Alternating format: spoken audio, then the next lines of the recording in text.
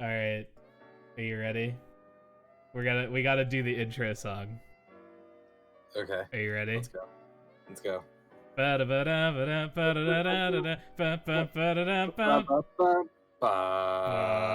Here we are. Hello, everybody. Hello, friends. Hello, hello. How's it going? Welcome to the inaugural episode of Between Two Ads. Here we are, 2 p.m. sharp this time. Right Crushed it. exactly. I didn't even do that on purpose, but we did crush it. Convenient. I'm just making sure our background music is exactly in the background where it belongs. I'll double check with you. Yeah, so here we are.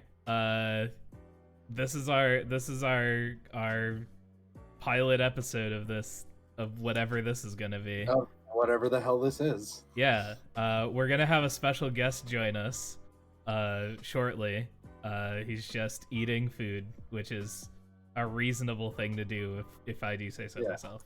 Yeah. Pip Jlax. Jlax.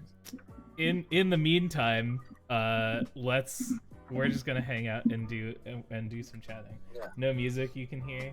How about now if I have it up a little bit higher like that? It should be gone. There you go. Yeah. It's a little over us, but yeah. Yeah. You're good.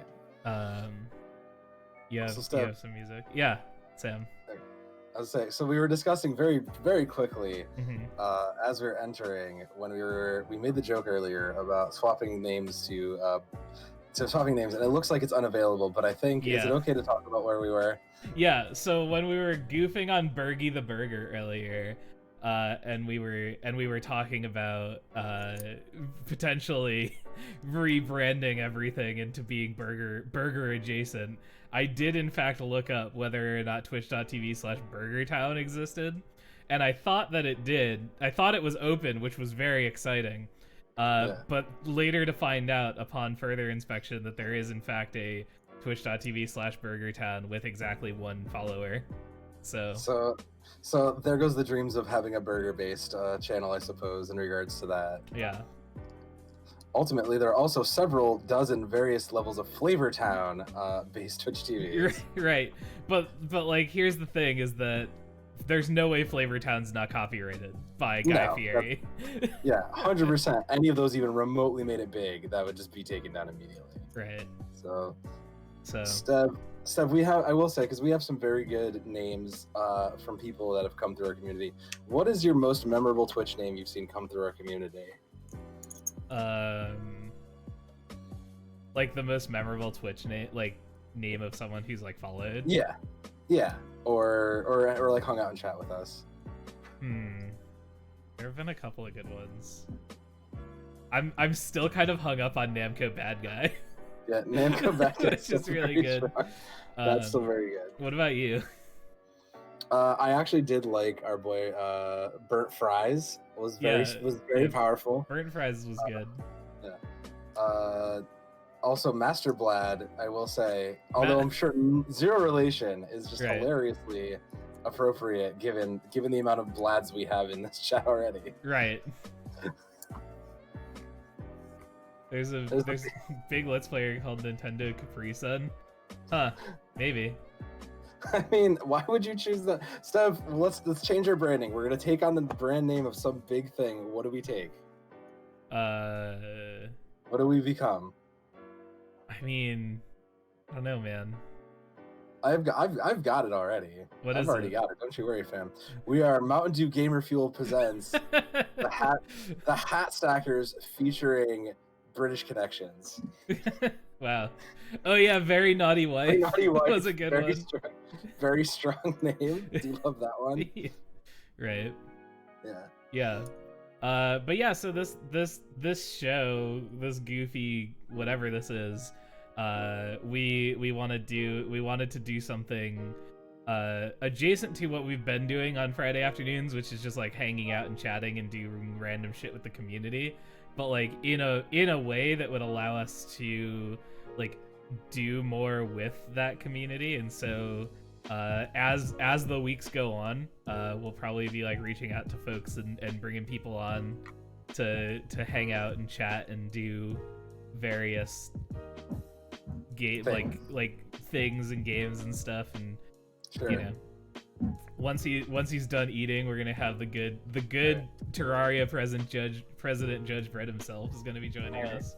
Steph, do you mind if I steal and we'll go to a segment that I've been at least thinking about for quite some time since we've started this? Yeah, should we wait for Judge to be on for the segment, or should we do it ourselves? I don't think we need to. This is an easy segment because this is easy enough to start with. So I bought something a little while ago. Okay. I wasn't sure about how I felt about it. Originally, I was very apprehensive about buying something. I was like, I don't know. Will this get used? Do I like it? While I'm there, he's in. Cool. Let me just break the thing.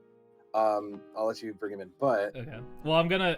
It's gonna break all of our overlay once I do, because I'm gonna re-edit. Oh, fuck it. All right, fuck it. You'll never know what product is. I want to know what it is. Hold on. I'm gonna bring Judge in, and you can tell us while I recut everything. Sure. All right. Let's bring him in. That one. Hey. Hey. What's up, dude? Not much. How do I do my video? There's the videos. Let's see. There he is. Look at this guy. There's the legend. Look at this legend. That's our president of Terraria right there. All right, I'm gonna quickly do all the recuts. Surprisingly, my frame is perfect.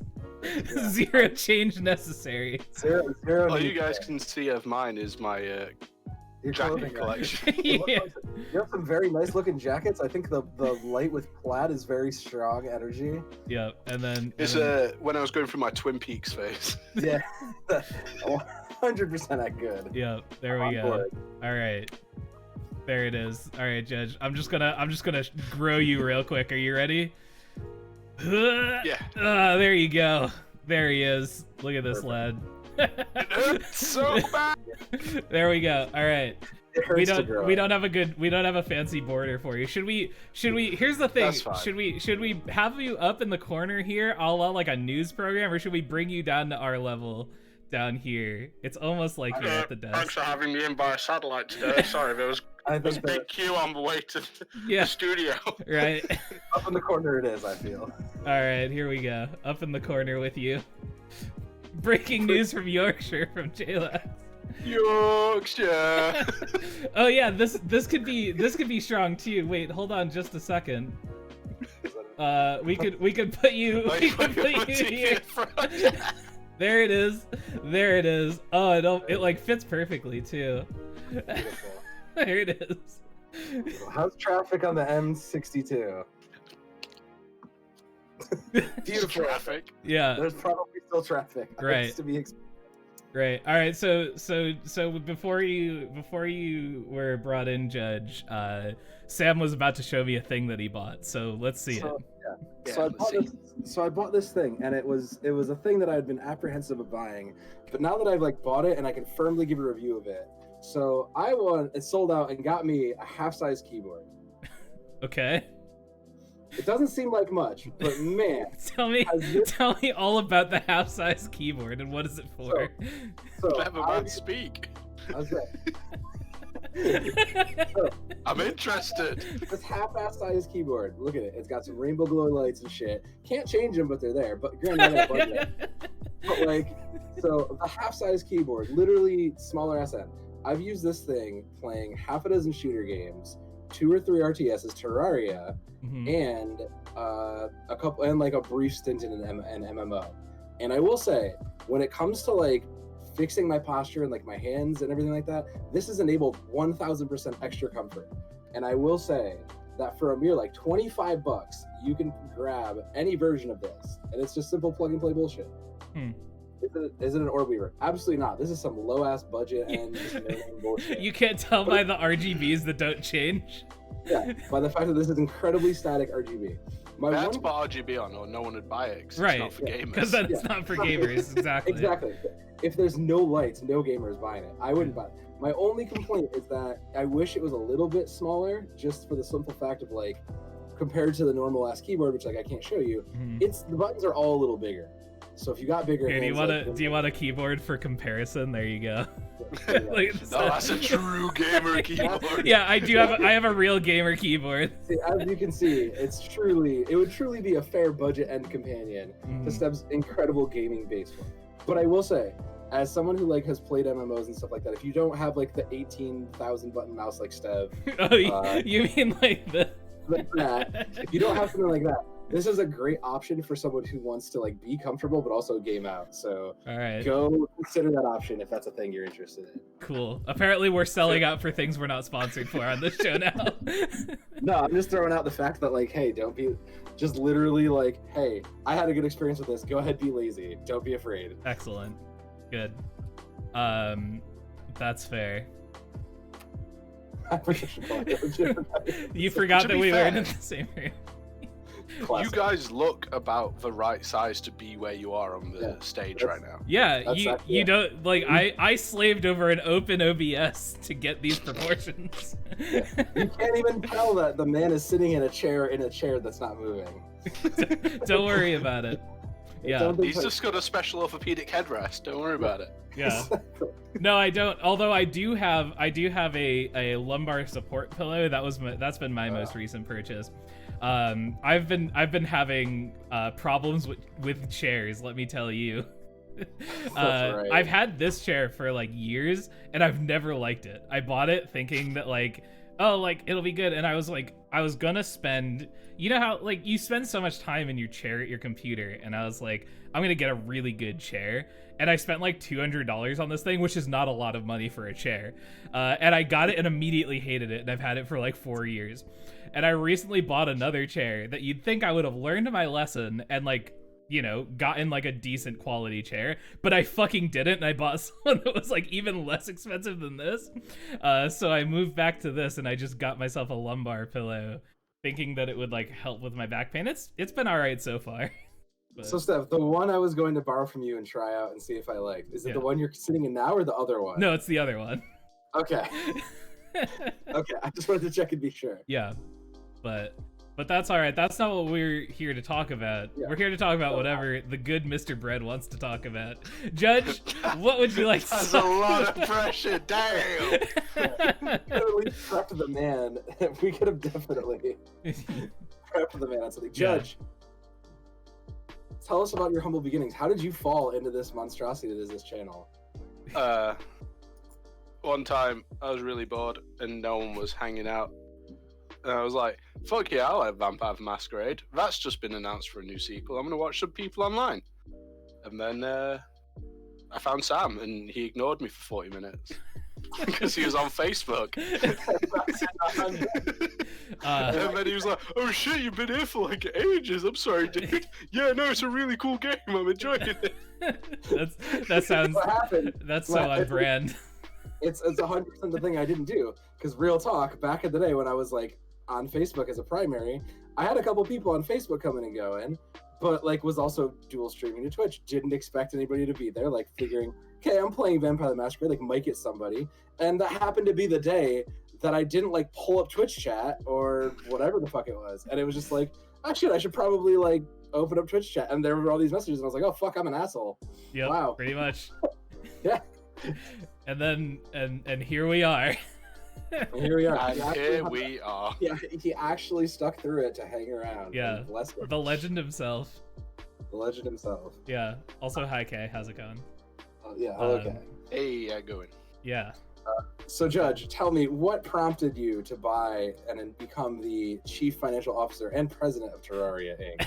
of Terraria Hatville. 1.4 came out, so I already had a server to play with my like IRL friends. What are not those? To like separate you. Yeah. So yeah, we were playing through that on master mode, and then I don't know, I kind of dipped shortly into hard mode because master is just far too difficult. I got bored. It didn't really add enough new stuff, and then you guys were like, we want Terraria server, and I was like, well, I've got one. That's fair. Yeah, and now it's brought not just us, but the entire community such joy. Yeah. Hell yeah. So what are your other big games that you've invested large amounts of time into, Judge, as a man of culture? Oh my god, The Secret World. Do not get me started on The Secret World. Oh man, I knew someone that I used to play WoW with, and she was like super into The Secret World. It's so good. I never played it. I just know that it's a thing. So good. I remember I did like one stream before I moved house and lost all my OBS settings. But I think it was me, you, and Sam, and we created like I want to see the manager as a character. Yes, I do remember that. Yes. We created the original Karen. Yes. Yeah, like the username was like I'd lick to see or something like that. So it was like I'd like to see the manager. Yeah, we Karen Prime, as it were. The Omega Karen. Yeah. Yeah. So would you suggest that game that you've dumped so much time into to others, Judge? Absolutely fucking not. Glowing recommendation. As someone who plays, I love it. Yeah. You shouldn't play it. Right. It's dead. As someone who plays a shit ton of World of Warcraft, but would never recommend that to anyone, I appreciate that answer. Big respect on that answer. Big answer. All right. Yeah. So then, Judge. So then, can I call you Mr. Bread? How about you just call me Turner? That'd be better. I have a name. That's fair. Hi, Jess Turner. Turner, what game has been your least favorite game you've ever played? What's the one game you would never recommend? And is it also the Secret World? And is it also the Secret World? No, because you said the worst game, and I love that game. Fair. I don't know. I don't spend much mental thought on games I don't like too much. I've never really played any Call of Duty games. They're probably all right, but I don't care. I'm willing to go out on the I'm willing to go on the record with you, Judge, as someone who also hasn't really played any Call of Duty, and just be like, Call of Duty sucks. I'm willing to take that stance if you're willing to take that stance with me. Yeah, fuck it. Down with first-person shooters. Cool. Fuck 'em. Yeah, they suck. Incredible. No, actually, I like first-person shooters. I just never played COD because it seems kind of... Down with COD, indeed. Just down with COD. We'll go with that. Yeah. Yeah, but there's never Baby been a game. There's never been a game that you've like picked up and then said, "Wow, I'm never going to play this again. I hate this." Dota 2. Dota 2. Dota 2. I played that after I'd played League, so maybe my brain had already been smoothed out, and therefore I wasn't ready for Dota 2. I had a similar trajectory in MOBA, so like probably same. It was like, why can't I buy shoes to go faster? Why do I have to kill my own minions? Why do I have to kill my own towers? Right. Why is there a shop in the forest? Yeah, why do they call it a secret shop if everyone knows about it? Like, don't get me wrong, I'm not like a massive fan of League either. I did my time on it, but eventually, like everyone finds out, they take a look at themselves in the mirror and they're like, I don't like who this game has made me. Yeah, that's fair. What a riot-based game bringing toxicity into your life? Excuse me? What? Yeah. As someone who literally just got off a game of Valorant 10 minutes ago, what do you mean a riot-based game that's brought toxicity into your life? Are you calling riot games toxic? Are we going on the record? I would. Are you fucking? I don't. You could fucking imprint that record in gold, baby. I'll say toxic. I'll say riot games have been pretty fucking toxic, bro. That's fair. Yeah. Youch. I got into my first game. Everyone shouted at me, and I logged out. JLax, I respect that. That's exactly what I would have done as well. Yeah. You learn faster than a lot of people did. Yeah. Right. Normally, the response is to yell back, even though it is your first game. Well, fuck you, it's my first game. I'm the best at this. Yeah. I know exactly what I'm doing. Fuck that. No. Right. As someone who literally has not touched Dota, but the closest I've come is Vainglory. Like, that's more than close enough for me that I don't need to waste time on. Man, Vainglory. What a game. Vainglory. The original MOBA. The mobile MOBA. Yeah, the original mobile MOBA. That's a big old yikes. But yeah. For when your actual laptop can't run League, so you just steal mom's iPad. Right. Exactly. Literally kind of, yeah. Pretty much. I've seen like they're like kids these days, not to be like super old boy or whatever, but like I've seen like some kids playing games like Fortnite and stuff on the tablet, and they're fucking crazy. Like it's wild. I've seen kids like I've seen kids playing Fortnite on tablet, like just like schooling people that are playing on PC because they can just like be so fast at it. It's kind of crazy. So do the mobile versions have like the gyro controls or anything to it? I don't actually know. I don't know. I literally just saw this kid. He like had it like resting in his lap, and he was just like using all his fingers at once to do like 5 different things. Wow. Okay. It was some incredibly wrinkle brain. Next generation is strong. We should be afraid, apparently. Yeah, seriously. It's wild. Zoom is too powerful. yeah, they're ascending. They're pushing the limits. Yeah, they're ascending past where we were. So then, Judge, what would you say is your favorite style or type of game that you find yourself constantly playing? ARPGs. ARPGs is beautiful. I know Steph is a fellow ARPGs. I'm glad they do. I find it so weird to say as well because they never used to be. Like prefer like action RPGs like hack and slashes and stuff like that. But I don't know, give me something with just loot that drops and a top-down like clicking like combat system. It's like a Diablo or give me a Diablo. Yeah. Like I even love Diablo 3. Diablo 3 was what changed my mind. I'd played like 2. I'd played like Titan Quest and stuff like that. Yeah. I played a little bit of Grim Dawn, but until I sat down and played like Diablo 3 on PS4, like I'd rinse them, get to the end of the Act 1 and be like, cool, I'm burnt out, bye. Yeah. Yeah. Yeah, I go back for Diablo seasons every once in a while and like play it for like literally, I don't know, a day or 2 and just be like, I'm good. It was good. Yeah. Yeah. Yeah, like get to 70, like do a couple of rifts, do your seasonal challenge to get you set, and then I get my set. I like do a few rifts. I'm just like, all right. Yeah, you play until you have your fill. Move on. Yeah. Yeah. You come back when things change and there's some new stuff to do. I feel that. Yeah. As not the biggest fan of those games, but I see the appeal of something like that, and that's a very good way to keep people coming back in that regard. Yeah, there's a. Sorry, I was just losing Skeksy's comment about controls being bad. Dude, no, like trust, they're so good. Like, just pick a character that doesn't die. Or pick a character with a teleport. It doesn't fucking matter. Yeah. Just don't die. It's as easy as that. You've heard it here first. Right. Just don't die, forehead. Yeah. Exactly.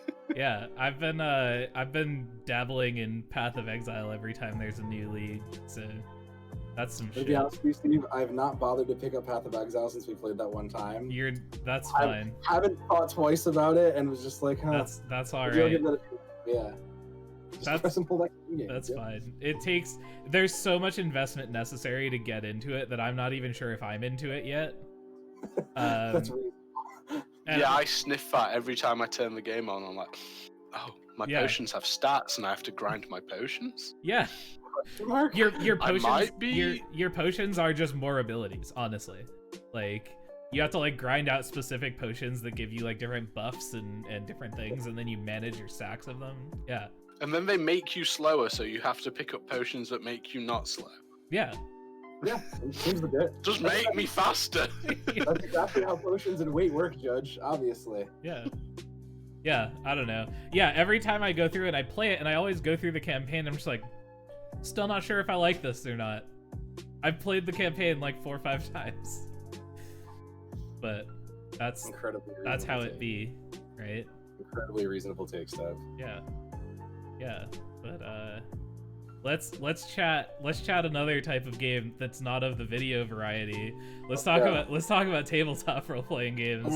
Cuz when Turner and I were chatting this morning about like what we were going to do about him being on the show and everything, we ended up chatting for like an hour about tabletop games.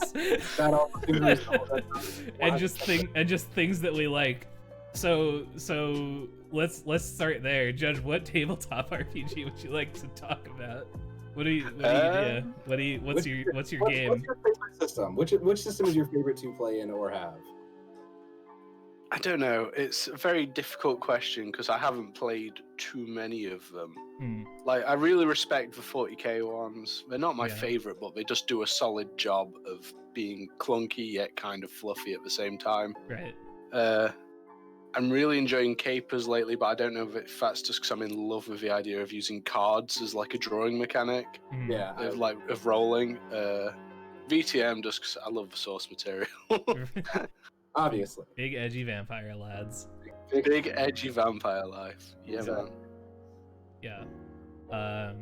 Yeah, we were chatting some D&D, and I feel like I'm just trying to sell everyone in my life on Blades in the Dark. That's about where I'm at. So as a fellow proponent of Blades in the Dark, oh god, go away, phone. That's all good. Look at this! Look at this unprofessional streamer has his phone on during our hanging out and just chatting show. During this casual interview session. Unbelievable. No, as someone who also played in the Blades and the inaugural Blades in the Dark campaign this Severin, like I actually similarly am pro this system. Like I think it's a really cool system, and I always suggest giving it a peek. It was free in the itch bundle. Yeah. The itch.io bundle. Yeah, yep. the PDF is in there. Yeah. Which I think if you ever want something that's doesn't have to be can be a long campaign or can be a short one, I agree. I think that's a really cool campaign, and I also think it influenced how at least I play and think about DMing games too. Yeah, it was the first thing that I ever GM'd. That was the first thing I ever streamed. I was GMing, and then it was Sam and Sue, and then Party Bees, our other friend John, and our buddy Eric. And Eric's character is where raunchy Hop's voice came from. Yeah, it's basically Hop's voice based on. Oh no. Yeah. Only he did a good Australian accent. He did a very good one. I just did a loud one. Yeah. Do you have any favorite characters that you've ever played in a tabletop game that you could give us the 10-second pitch for? Okay, so D&D 5th Ed, I played a sorcerer sort of homebrew variant to have sort of a very eldritch sort of god who's called Hakim, and his primary form of attacking, because I hate doing everything the way everyone else does, instead of using fireball, I used catapult. So I literally increase the level of my catapult spell to throw heavier things. Hell yeah. And just yeet stuff at people for an entire campaign. We're fans of yeeting on this channel. So.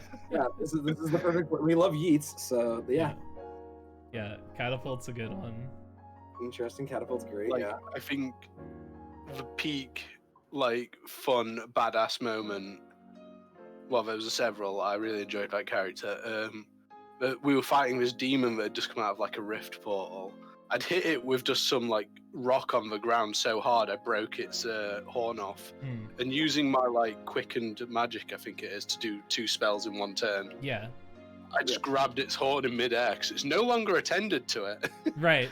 Because the rule says an unattended object. Right. And just with the horn as well. That's great. Got a crit, it just did way too much damage. Hell yeah, dude.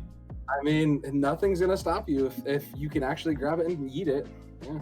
Yeah. Just eat us. Just eat us. Hell yeah. He became obsessed with this one relic of power. Sort of thing the Legend of Zelda, 7 stones of wisdom sort of thing. Each one's got its own element. Right. But this one was obsessed. He was obsessed with the aspect of control. And when we eventually got it, at the end of the battle, we were supposed to give it to someone else. But I'd been beaten up and stabbed by this giant crystal golem. And I had a giant wound in my torso, so I was I'm just gonna hide it in there. My friends keep saying it's when I vored an aspect of control. I was didn't vore it, didn't come in here. Right. I mean, I just put it in a wound. Yeah, stored it for safety. Extra pocket, no big deal. The flesh pocket. Yeah. That's good. That's some good. That's some good shit. That's some Dungeons and Dragons ass Dungeons and Dragons. Yeah. It was the most Dungeons and Dragons I'd ever done. Nice. How about you guys? What are your guys' favorite? Sam? I haven't played many characters because I'm mostly really? DM. You're mostly DMing. I have favorite NPCs, but anyways, go ahead. Yeah. I say I have a couple favorite NPCs from campaigns, but I think definitely my favorite character I've ever played was actually from the Blades campaign. It's going to be Gideon Silver because it was just this super pretentious Scrooge McDuck kind of character, but also was like, it was this very serious like character, but also like didn't take himself seriously, had big ambitions, but the ambitions were just as janky as like my own. And Yep. it was just a fun character to be a part of that was also kind of like a serious badass at moments too. And it was really cool to see that character like build this character that was basically like in the game they're called a spider, but they're basically like the info finder, the knowledge getter. It's the guy in the heist movie that's like behind all the computer monitors, like doing all the exactly. that kind of shit. Yeah. Yeah. Yeah. Yeah. It's that kind of stuff, but it's that kind of character, and that kind of character resonates internally to me for whatever reason, but like couldn't be because I'm a nerd, but like that kind of character is like a good resonance in me, and that was a blast to play. Yeah. Most of my other D&D characters have been kind of mad, but right. Judge, you're talking about in Blades in the Dark wanting to know like try the flashback mechanic. Gideon. Oh yes, absolutely. We once did an entire score where Gideon was in prison, because one of the things that Gideon was built to do was go to prison to get heat off of the group. Like if there was too much attention being paid on the group, Gideon would just go get himself arrested and just be like, you caught us, that's it, we're done, we're good. And so we did a whole score where Gideon was in prison and the other characters were like off going and like stealing a thing, and Sam participated in the heist entirely through flashbacks, going like, I'd like to flashback, I planned for this, if Sue's character looks in her bag, here's like a thing, like he abused the flashback mechanic like that pretty good. But it's really cool because not a lot of games have that kind of mechanic where you can just go like, oh fuck, I need to retcon something, or I need to like make something happen, and to use that in like a fun way that also kind of like, because sending a character to jail could literally just be, you know, well, I'm gonna go fuck off for a session because I'm basically useless. But instead, you managed to like take it and keep that alive, and that was a cool experience. Yeah. I tried to do that when I ran both of my Blades campaigns, like making like character getting arrested was like not just like character fucks off for a while. Like there were times where like a character would get arrested, and then like if a few people couldn't show up for the next session, I'd be like, all right, cool, like little mini session where we play out like the character like being in jail and stuff like that. Is, you know. Yeah, I helped with a couple of those. It was a cool thing. Yeah. Gideon's also where the hat stack came from. Yeah, Gideon was also the original hat stack, where the hat stack concept came from. So yeah, like that it didn't just come out of the blue, fam. Hate to tell you. Yeah. Yep. It was good. It was long running. So.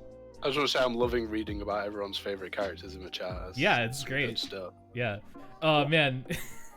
So it's not my character. This is Kaldrum. This is the one that DeBlad was talking about. But one of my favorite moments from any D&D game was when I was running Dragon Heist. And Kaldrum was also a sorcerer. DeBlad loves the sorcerers.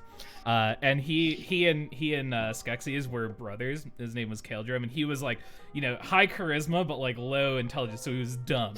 And one of the parts of Dragon Heist is the characters need to get this thing called the Stone of Galore, which is a sentient magic item that tells them how to get into the thing at the end of the game. It's the MacGuffin. And so like they got their hands on what they thought was the Stone of Galore, and they were like, okay, like how are we going to figure this out? And one of the things that DeBlad is so good at is he's good at taking his meta knowledge of D&D as a thing and like kind of like filtering it through like the dumb character and so they're trying to figure out like how to attune to it. It's not working, like all this stuff, and Kaldrum just pipes up and goes, maybe it's a sentiment magic item, maybe we gotta be nice to it. we've got to make some good memories. Yeah. and it turned into this entire little like sub arc of Kaldrum's character where he had his pet Angus the Stone. Not even the actual stone for the most part. Just this fake ass stone. Yeah. Mild spoilers for Dragon Heist, I guess, but yeah, it's good stuff. Yeah, a lot of really fun moments in our Dragon Heist campaign. Yeah. That was good. That was a very good one. But yeah, and I think a lot of the fun part of rolling that D&D was also the ability to kind of be so free to, you know, flex back and forth, do what we wanted to do, where did we think we needed to go. And I know that level of flexibility sometimes falls flat in like an out the box game. Well, that was an out the box game. That's what I mean. But like, so like most out the box games tend to be like, cool, like you go here, you have to like find the information to go to this next point, and you're like pretty rarely along. I improv'd a good like 65% of that. Just because y'all were just like, we're gonna go here, and I would just be like, all right, sure. Yeah. No, but that was like a nice thing because it felt like, but there were moments where it was like, okay, go figure out where you need to go in the town, and like, granted, you like carried wherever we ended up describing to go, but like the fact that had the option, I think, made a big part of that fun too.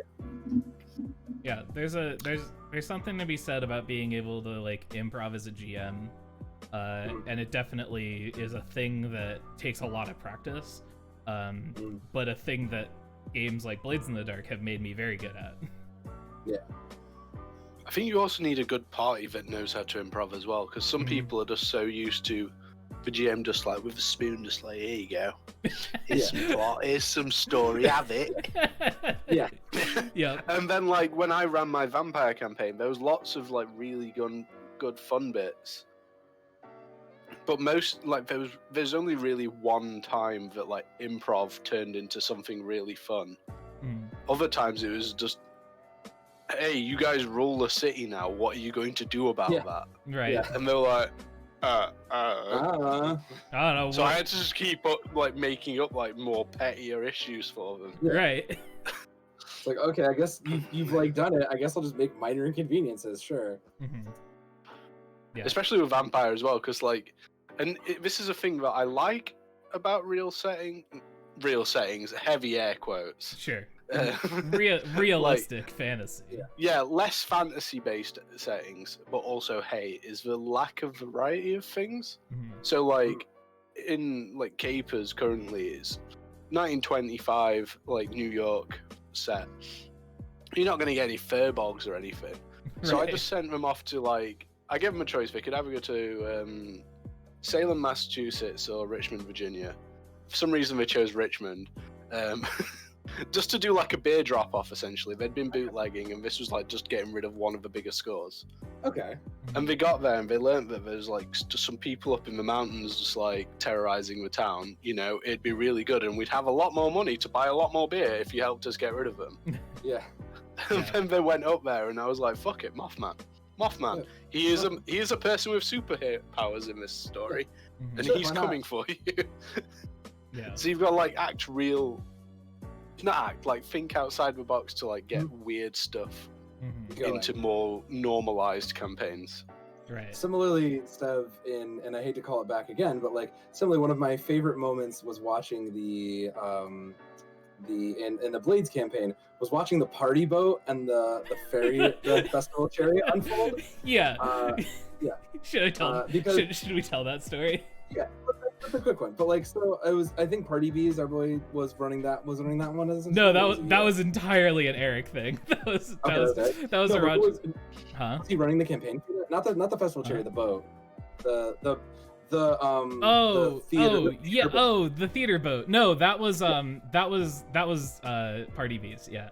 Okay. Yeah, that was John. So one of the I thought you were talking about Festivity Chariot. No, but that too. But like the party boat to me is one of those moments of like people taking something that could have been boring and making this incredibly redonkulous improv that like paid off because they were so willing to go that far. Yeah, there was a session where our friend John wanted to try GMing a session. He was playing in Blades, but he wanted to try GMing. And so I was like, all right, cool. So he GM'd for a session, and I played one of the NPCs. I like spun the NPC up as a PC and played. And that heist ended up with like we were supposed to go and like do a thing, and then we were supposed to escape on this boat. And like through some combination of roles and like players kind of like riffing and iterating and improvising off of each other, it became like a party boat where there was like a musical going on, and it just turned into like this weird musical episode type thing. I don't know. It ended up with me like stressing out my character and getting caught so that everyone could get away. It was a whole thing. Yeah. But like that's the level of like based on your setting that like, because conveniently Duskwall had that available, like the location of it had it available to do something like that. But like that's the kind of good convenience that like your various, you know, you can get outside of like just like I don't know that you can have something like that in like just a typical high fantasy setting. Yeah, totally. Yeah. But then again, as opposed to, you know, if you're in modern times, a la, you know, vampire or even I don't know, something big monster of the week. Yeah, you know, a monster of the week. Like you're really limited to whatever happens to be relevant to whatever area time frame you're in, and like you don't have too much. Like you have a little bit of flex room, but like after a while, you're gonna run. You might run out of. You're more likely to run out of stuff, unfortunately. Yeah. Yeah. Oh no! I also. Oh, good lord. Okay, sorry, I'm looking back. Yeah, I also tried to play with a bunch of nerds at our college, and it did not go very well either. The table started out at 15 because I had so many people that were interested, and fell over the course of building from 15 to 12 to 3 to 0. Yeah. It's a fucking mood, Kay. Like, Right. I ran for the first time I ever GM'd anything was D&D 5th Ed, and I ran for 9 people. That's too many people. It was too many people, and it sucked. Right. Yeah, and like having a big number of people, you think like maybe this is like manageable, maybe it'll make things like interesting. No, it just gets absolutely fucking out of control. So what is, gentlemen, what do you think is the I'm gonna call it the best number of people for a tabletop adventure, excluding GM? What is the best number of players? 4. 3 to 5 is a sweet spot, but I feel like 4 hits just because 3 sometimes like you sort of end up getting like a one-sided party. Whereas like 4 you can hit 2 different groups, even if you want to have sub factions in the party. Yeah, I agree. I agree that like I think 4 is a really good number. I also really like 3. If I like 3 to 4 if you're good at managing character spotlight, which is kind of a less of a like player thing and more of a GM thing, like being able to like pace out a session, and like if characters are doing different things and being able, like Sam, you've seen me do this all the time, being able to like swap to POVs of different characters and do different stuff like that. That's a thing that running on Twitch, like, and trying like coming at it from the idea of like running not just a tabletop session but a show really helped me to do. So I'm gonna take the higher end of that. I think 3 to 5 is the right number, but I think 5 is the better number. I think 3 to 5 allows you to have a big enough party that every single thing you might need to accomplish gets covered. And in addition, you're never going to have this point where there's a stalemate also, because there's always going to be that either someone like tie breaks or someone, you know, there's like there's no real way to like get into a lock of anything. And in addition, you just have the ability to take whatever parts, kind of similar to what you're saying, but like give the spotlight to as many different people for different things to help move whatever plot along or anything like that. So I'm a fan of the higher end of that. I think like once you get past 5 is way unmanageable though, but like I think 5 would be me. Depends on how much time you have too, right? So like, so when we were running Dragon Heist, like when we started that, there were 4 of you and then me, and then we decided we were going to do sessions every week, but our sessions were only 2 hours. It was only 8 to 10 because that was like 8 was the soonest that we could start, and most people had work the next day, so we had to hard cut at 10.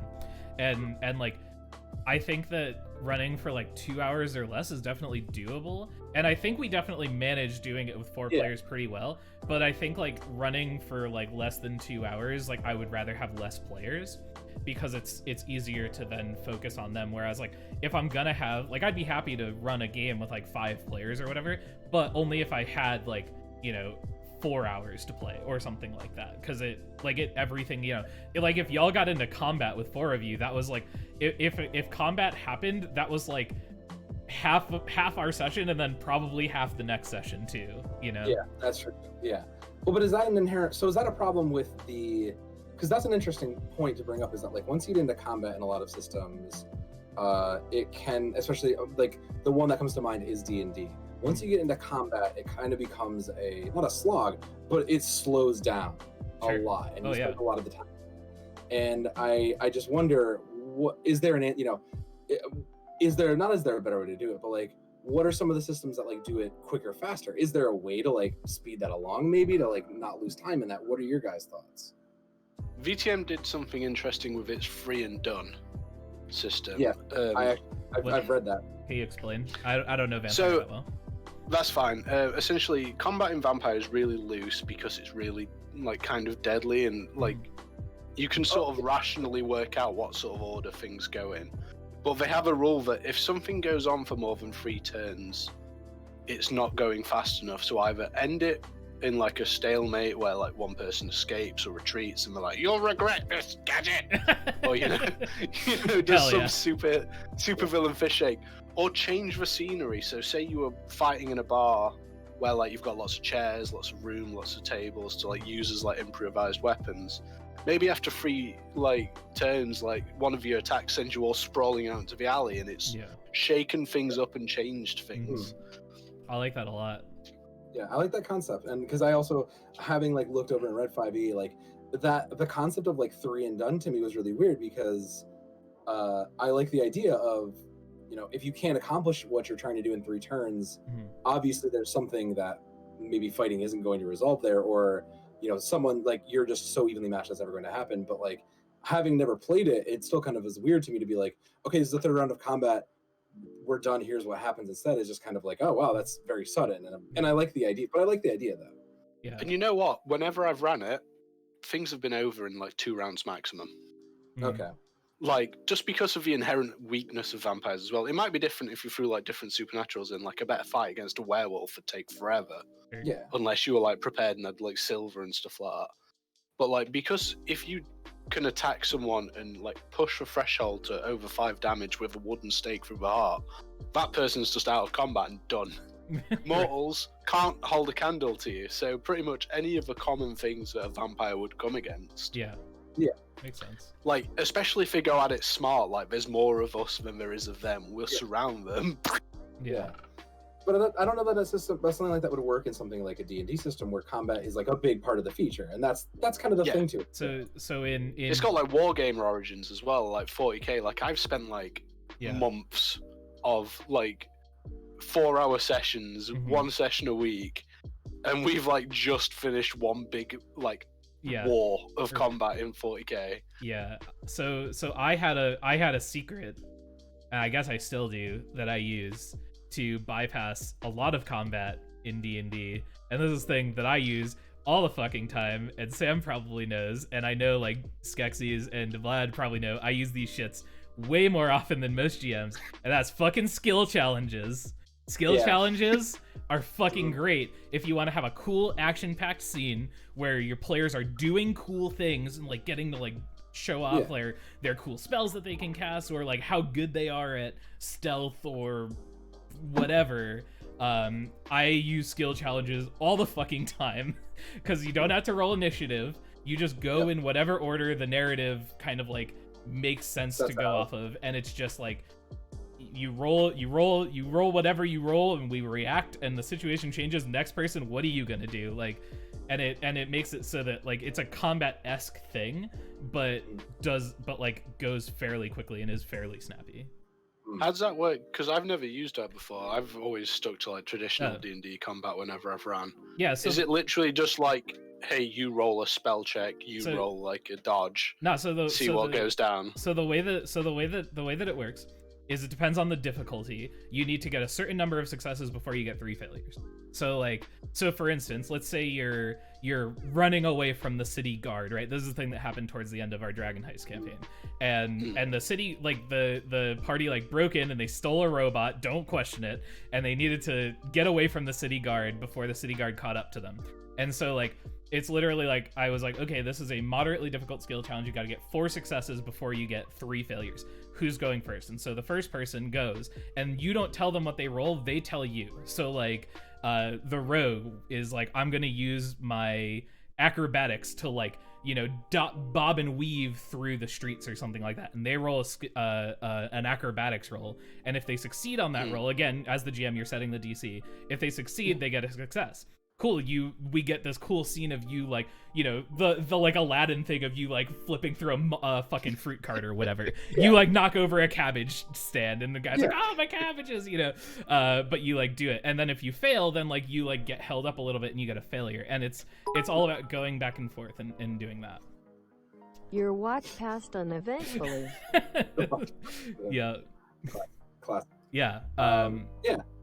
Yeah, so That that's sounds phenomenal, and I'm using that from now on. Yeah, they're great. They're way so cool. they're super great. Big fan of skill challenges. That's also like that's a holdover to you from GMing Blades in the Dark. So in Blades in the Dark, as the GM, you never tell anyone what to roll. You put the thing in front of them, and they have to tell you, I'm gonna roll my my fight skill, or I'm gonna roll my stealth, or I'm gonna roll my whatever to, you know, do whatever, and like that. So like I'm a big fan of like letting the players kind of dictate how they want to approach a situation, and then whatever they decide, it like I don't have, when I put puzzles or like dungeony trappy things in front of my players, like obstacles, I don't have this is a peek behind how my brain works in these kind of situations, but like I don't have solutions in mind. You know, I put a thing in front of you guys, and I'm like, what are you going to do? And like, do I have an answer of like, oh, all they need to do is like roll this Arcana check, and then and they'll see that like this is how you do it and whatever. Like, no, I don't fucking know. I'm just like, here's the obstacle, and they're like, oh, I wanna you know, try to persuade this guy to go through, and I'm just like, cool, great, all right, you rolled, you succeeded, cool, challenge over, you know, that sort of thing. I think on a similar vein, Steph, our now forsaken Ironsworn campaign does a similarly good job of that. Like one of our, for anybody who didn't watch it, we had a brief interaction, which is everybody. Which is literally everybody. I do say go back and watch it. There's some good shit in there. There was some good shit in there. There was some good shit in there. But like we came across a brief incident where they were like, you know, this village wanted us to go kill a troll and take its heart. Cool. What could have been a very just base boring system of like go up, fight it to death, you know, try and slog through it with weapons, became this very interesting like scene of us trying to like, you know, like work it around and solve the problem without fighting it. And those like skill checks kind of made it was like a different take on how to like not solve combat without combat, but solve combat in a different way. Oh, you mean when I accidentally made the troll an NPC that we liked? That also, but that's not the point. That's not the point. Yeah. Love that stuff. Yeah, I was gonna ask, in Blades of Dark, how did you stop like that one player from like just having one really powerful like stat build, and then they just use that one skill for everything? So let's say stabbing, for existence, stabbing skill. Sure. And they're like, cool, how'd you get past this? I stab it. How'd you get past this next thing? I stab it. I mean, so for me personally, like if that's how they want to play, then cool. Like I'm not opposed to a player like doing that sort of thing. The thing about Blades that's interesting is that you cannot. It's really hard to get to a point where you're like min-maxing, because the most you can ever have in a stat is four ticks on a stat. So like let's say your stab skill, the most you can get is 4 like pips in a stab skill. And the way that the rolls work is when you decide you want to do when you want to do a stab, say you've got 4 points in the stat, you roll 4d6, right? And then based on the highest die you roll, that's the result. So if you get a 6, then cool, like you do it, no consequences. If you get a 1 or a 2, then it doesn't work, and your stab makes everything worse for you.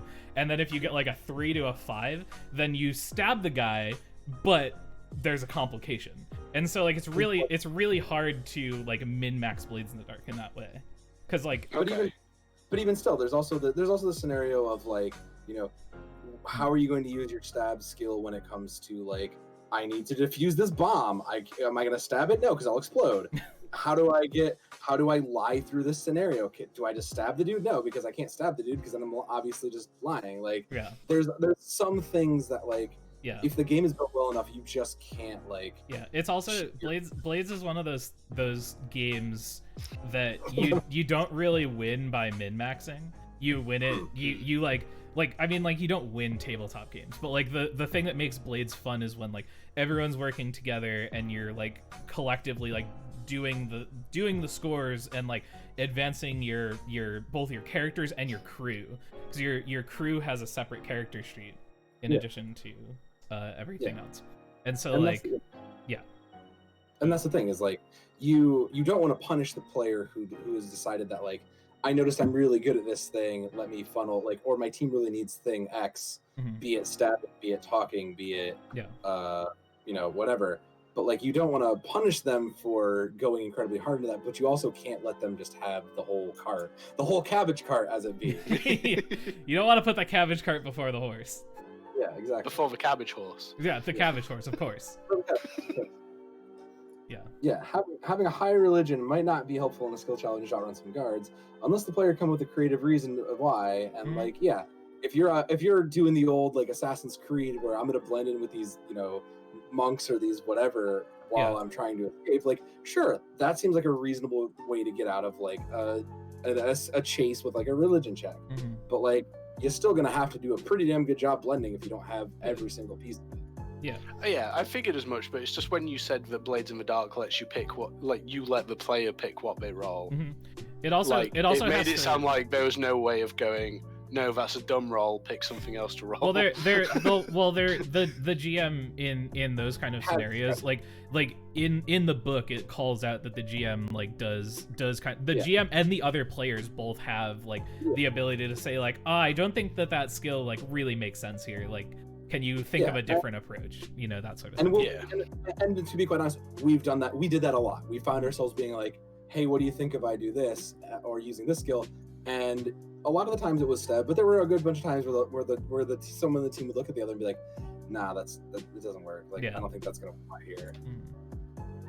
But like, like it's less about what are you letting the players getting away with, and more of what seems like a feasible thing to do given the scenario. And I think something like that could also, and like Steve does this frequently, and I commend him for it, like the like what can be feasible given the situation you're in. And then that's your power as the GM, is like you're not necessarily, it's less a like you're less the like stern, this is, you know, go A, B, C, D, and more of the guide of like, here's the story, I'm just gonna help you shape it.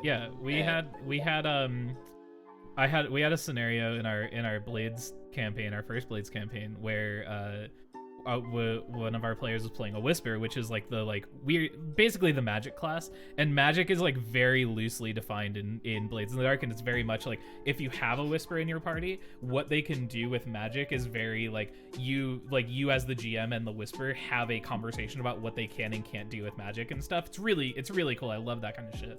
But we had a time where he was like cornered by guards and about to be like killed, and he's like, I'm just gonna like roll a tune, which is the magic stat, and he like got a 6, or he got a crit or whatever, because a crit is 2 6s.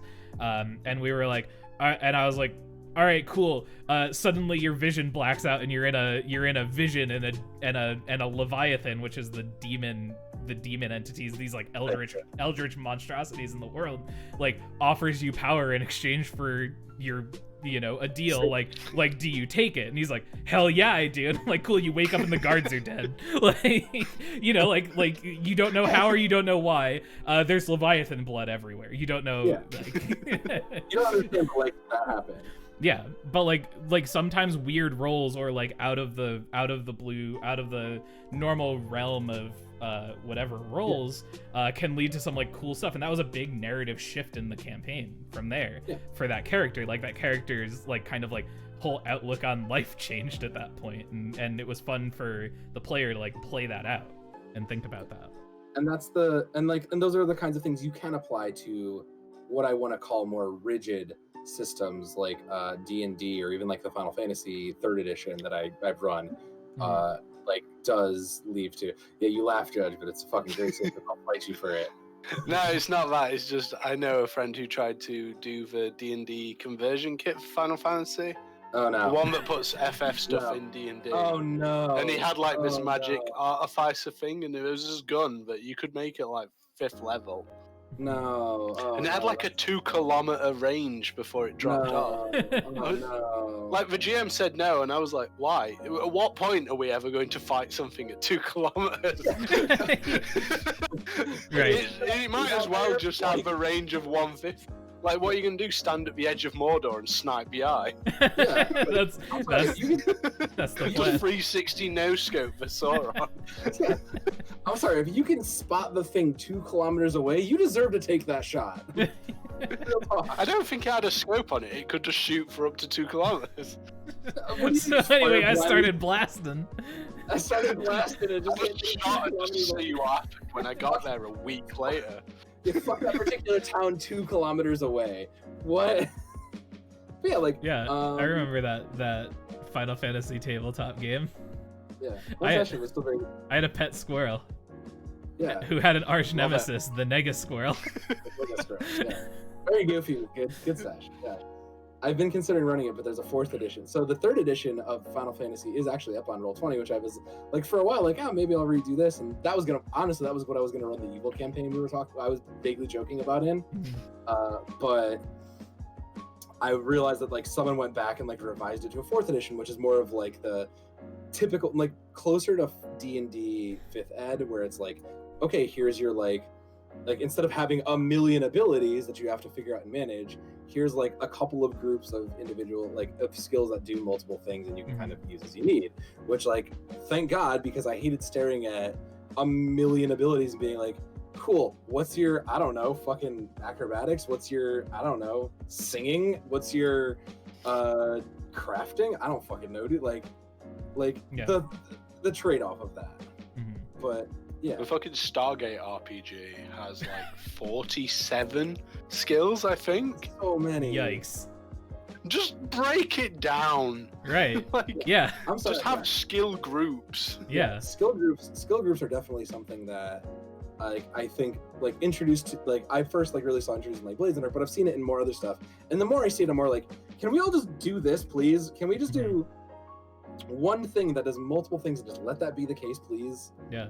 I love. My biggest pet peeve is insight in games, because it's either the best skill you're ever going to take, or you'll never fucking use it.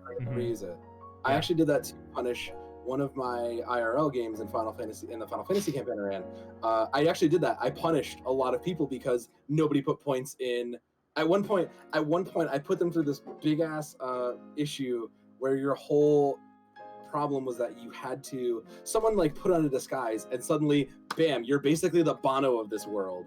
Good luck, you're on stage in 10 and you're the backup band. Anybody take music? No, nobody took music. There's no bard. Good on you, have fun. Just boo him. Yeah. Also, before we go too far, I thought this was a drinking stream. Why am I the only one drinking? Because I have to go lift heavy shit, unfortunately, soon. I was gonna say Sam has to leave, I think. I do have to go, gentlemen. It's always a pleasure. No worries. Yeah. Does that mean I get to be the good seat? I can move you up. I can move you up, sure. Good seat. Yeah, I can move you up to his seat. We can like hang out, chat somewhere. Being promoted. Yeah. I've been promoted from dog's bed to actual human seat. Yeah. I'll have to do some recutting of some frames when Sam drops the call here. But yeah, we can hang out. You got a little time. Everybody have a good weekend. Take care of yourselves.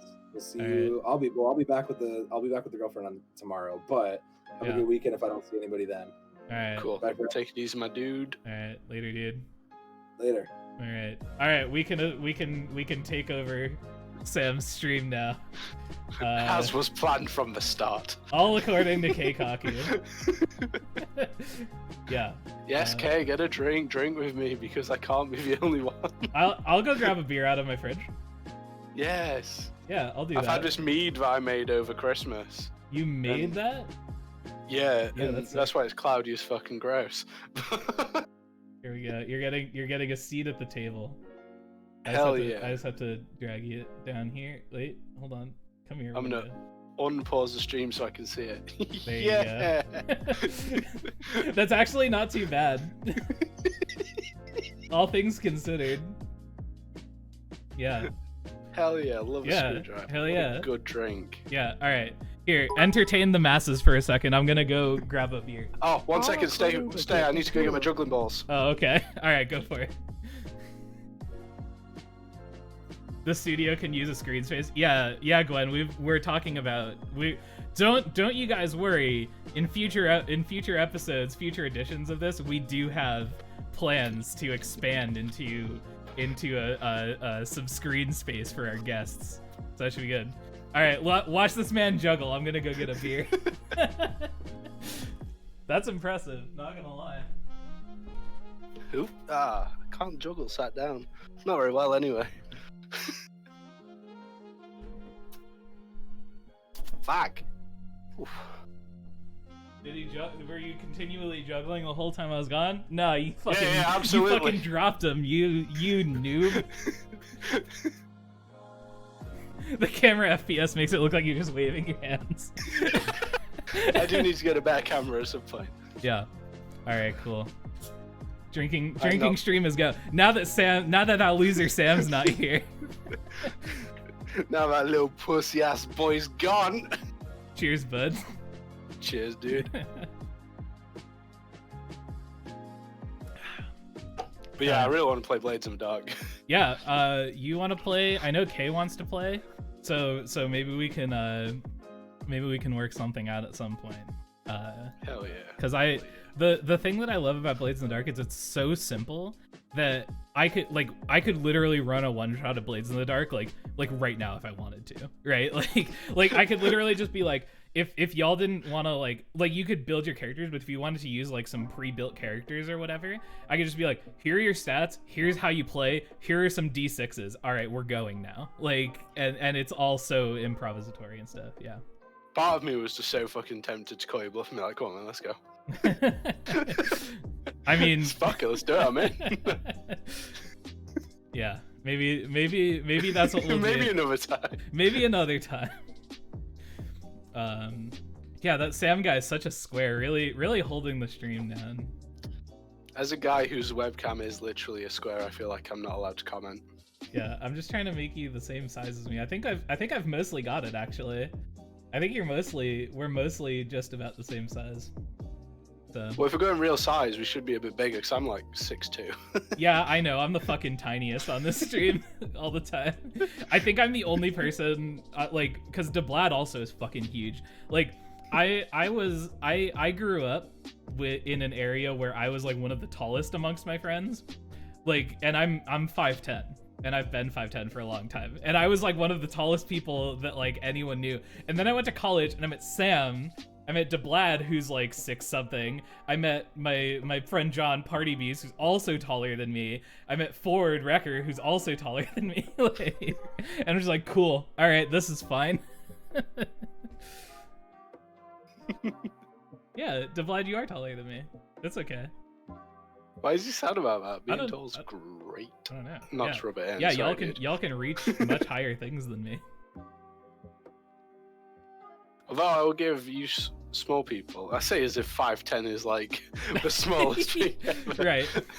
But like, our lass is quite small. She's on like 5'4", 5'5", I think. And like, she can just get things from the top shelf, but refuses to use the stairs. Like I got like a little step because she was like, I want a step. Yeah. And then just doesn't use it. Right. Yeah. It's good. You're a determined race, you dwarfs. We do what we can, yeah. You're on delay and all you hear is DeBlad's fucking you. Aw, buddy. To be fair though, that's still a compliment. Like, just DeBlad's like just fucking jacked. Mm-hmm. Yeah. Skeksis and I went through a very similar narrative arc in terms of our height, as it were. Yeah. Also, congrats on acquiring your screwdriver, K. You want to come on? You want to join us? Come hang out? Fuck yeah. You can have a dog bed.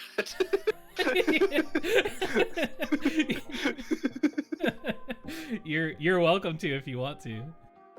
Just come chat. Sure, take your time.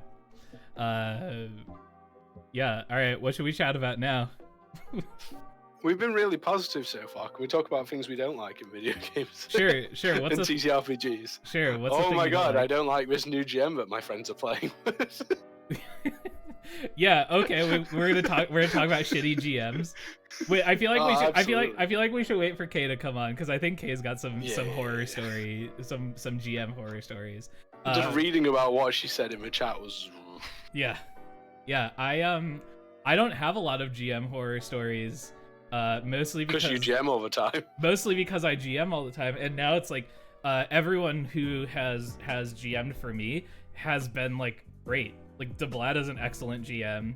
He was the first game that I ever played in, other than Sam's like weird Final Fantasy thing that we don't talk about, was DeBlad's Shroud game, and that was great. DeBlad's an excellent GM. My friend our other friend is also a great GM, so like, yeah. All right, hold on. Can we get DeBlad in to tell us about his worst? I think DeBlad is in. I think DeBlad's at work right now. Nah, that's fine. I don't know. Here you go. Hi, Kay. Hello. Hey. Hey. Oh, I have to mute the actual stream because Yeah. otherwise I myself twice. Yeah, you don't want to listen to the sound of your own voice. No, I absolutely do not. Yeah. Oh man. Gross. All right. My first nightmare. I have to do this now. Hold on. I have to fuck with some overlays. Do you want me to turn my video on, or can I remain a bee? You can remain a bee if you would like to, by all means. The bee is Okay. fucking cute. Yeah, the bee is It is the so bee is great. cute. Hold on, mean- I'm just gonna do some adjusting, but y'all can talk. Okay. I could go get the bird, but he was just really grumpy at me. No. Bird up. Keepers, do you want to say hi? Let me see. Be right back. Sure. Here we go. All right. Keepers. We're just doing some live editing. Who even cares? Fuck it, we'll do it last. Y'all are testing my skills, and I appreciate it. Come on. All right, let's add another non-green screened window capture. Here we go. Ugh. I No have a problem. bird. Where is bird? Oh my god. Oh, you turned your camera on, and that so cute. broke my overlay. There we go. Sorry. No, you're I good. figured Bird should say hi because he's being a little shit. Bird is great. Hey, Bird. Bird up. What do you want from me, peeps? Look at that bird. We're just gonna make that bird full screen. Look at No, that, don't look do at that, that. cutie. We can do this. We can make it just the bird. Here we go. Please do. We're birding it live. Bedcam. Yeah, bird cam. Here it is. I just have to keep my elbow out like this. There we go. Although there's no Stev now, so it's just me and Kay and the bird. It's just you and the bird. All right, Judge, you have to interview this bird now. There you go. I have nothing but this No. note for you, bird. I can't tell what it says. Keep calm, eat seed. So we've got recently into like putting loads of bird planters and not bird planters. You don't grow birds. Bird feeders. You don't grow birds. You heard it here first, folks. Ad quote right now. You don't grow birds. Yeah, I don't think peepers can read. No. No. I don't think he can read. I feel Oh. like that's on you as a parent, but okay. No Oh, reading, only scream. There we go. Thank you, Jim. ICX. You don't grow birds. Yeah. I have failed him as a parent. So Kay, we were just gonna start talking about things that we don't like, and we decided to go onto the topic of GM horror stories, and we decided we should wait for you.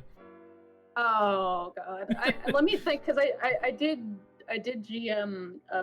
It was a 3-5 campaign that I converted to Pathfinder for some sick and twisted reason, and I DM'd that for a year and a half, and we met weekly somehow. So let me think and see if I can remember any horror stories, because it's been a while. But I mean, we did have a party murder hobo, but ain't that just the way? Here, now there's 2 judges on the screen. Twice for bullying. All the bullying. Where am I relative to you? I'm down here. All right, cool. I just have to keep my arm up like this. He's happy, apparently. Yeah, if you wanna turn your camera off, by all means, feel free. It will destroy everything. It just means I have to redo the overlays, but whatever. I'll leave it for now as you adjust, and Peepers can be the star of the show. I don't really care. Hell yeah! What a good bird. Yeah. We used to have, when we did Dragon Heist on stream, we started every session with Pet Watch, where I would just go around the table and I'd talk to everyone and I'd check in about their pets. Oh. So I'd ask DeBlad how his puppers were doing. Jim would talk about his pupper. Yeah, it was good. The Blad's dogs are so good. Yeah. There we go. All right, we've done it. I've produced. Live production has been accomplished. Dude, you need to start working in industry. Yeah, make money off this shit, right? If you're good at it, don't do it for free. No. God, some of my favorite clips, or my favorite things that people have pointed out with like live production stuff that they've seen me do, is when I used to do tabletop RPG shows, and the characters would be going into a place that I like wasn't expecting them to, so I didn't have an encounter prepared. And so I would start an RP encounter where they'd like meet an NPC or something, and while they were talking to them or talking amongst themselves, and I would be voicing the NPC, but while that happens, you can see on my screen me flipping to a fresh Roll20 page, making the map, like figuring out the encounter, bringing the tokens on, getting all of the shit prepped, and then like popping over, and like they get into the fight and I pop them over, they didn't even know that I like didn't have an encounter like 5 minutes before. That's why I theater of mind only. I'm too lazy to do that. Yeah, no, I'd rather just bullshit and not put in all that effort personally, but I bullshit and put in the effort, so you know. There you go. That's how it goes. But yeah, all right, Judge, tell us about this GM that you're scared of, that your friends are playing with. I'm not scared of him. It's just, whoa. So, in his defense, I think he's played before, but he's never ran before. And he was saying to my partner and her friend, we're going to start at level 5, and then I think our last was asking, like, do we get over level up stuff for it, or do you want us to do anything else or anything specific? He was like, no, I think it's just gonna be like, you're level 5, but you don't have any of your class advancements yet. And I was just like frozen, and I was you mean the shit that you get at level 3? Yeah. So we thought we were gonna do it with like, you didn't get anything until like a few levels in. So Nat played a cleric, so you get level 1 to get around it. Got him. Yeah, fucking eat shit, nerd. No. Why though? Yeah, why? Like, right. Just read the book. If like he was like, oh, I'm just not sure how it'll work. He's gonna complicate it, and just don't run then. Yeah, don't run. Why are you running for 7 people if you've not even read the book? Yeah, why? Oh my god. Well, that or why are you starting at level 5 if you're worried about things getting complicated? Just start at level 1. Yeah. Like, it's literally walk up, hit thing. Yeah. That's it. Yeah. Yeah. Start at level 1. Have them fight some goblins. Go from there. Like, exactly. Yeah. It's so easy. Yeah. multi-class cleric warlock. So at level 5, like everything you get at like level 1, level 2. Quintuple multi-class, yeah. There you go. Skeksis. Hell yeah. Party Bees did a triple multi-class one. So we did this. I had this goofy kind of like emergency show that I would run if I was in if like someone from our D&D streams like canceled last minute, and the conceit of the show was that they would make characters at 3rd or 5th level or whatever we decided it was.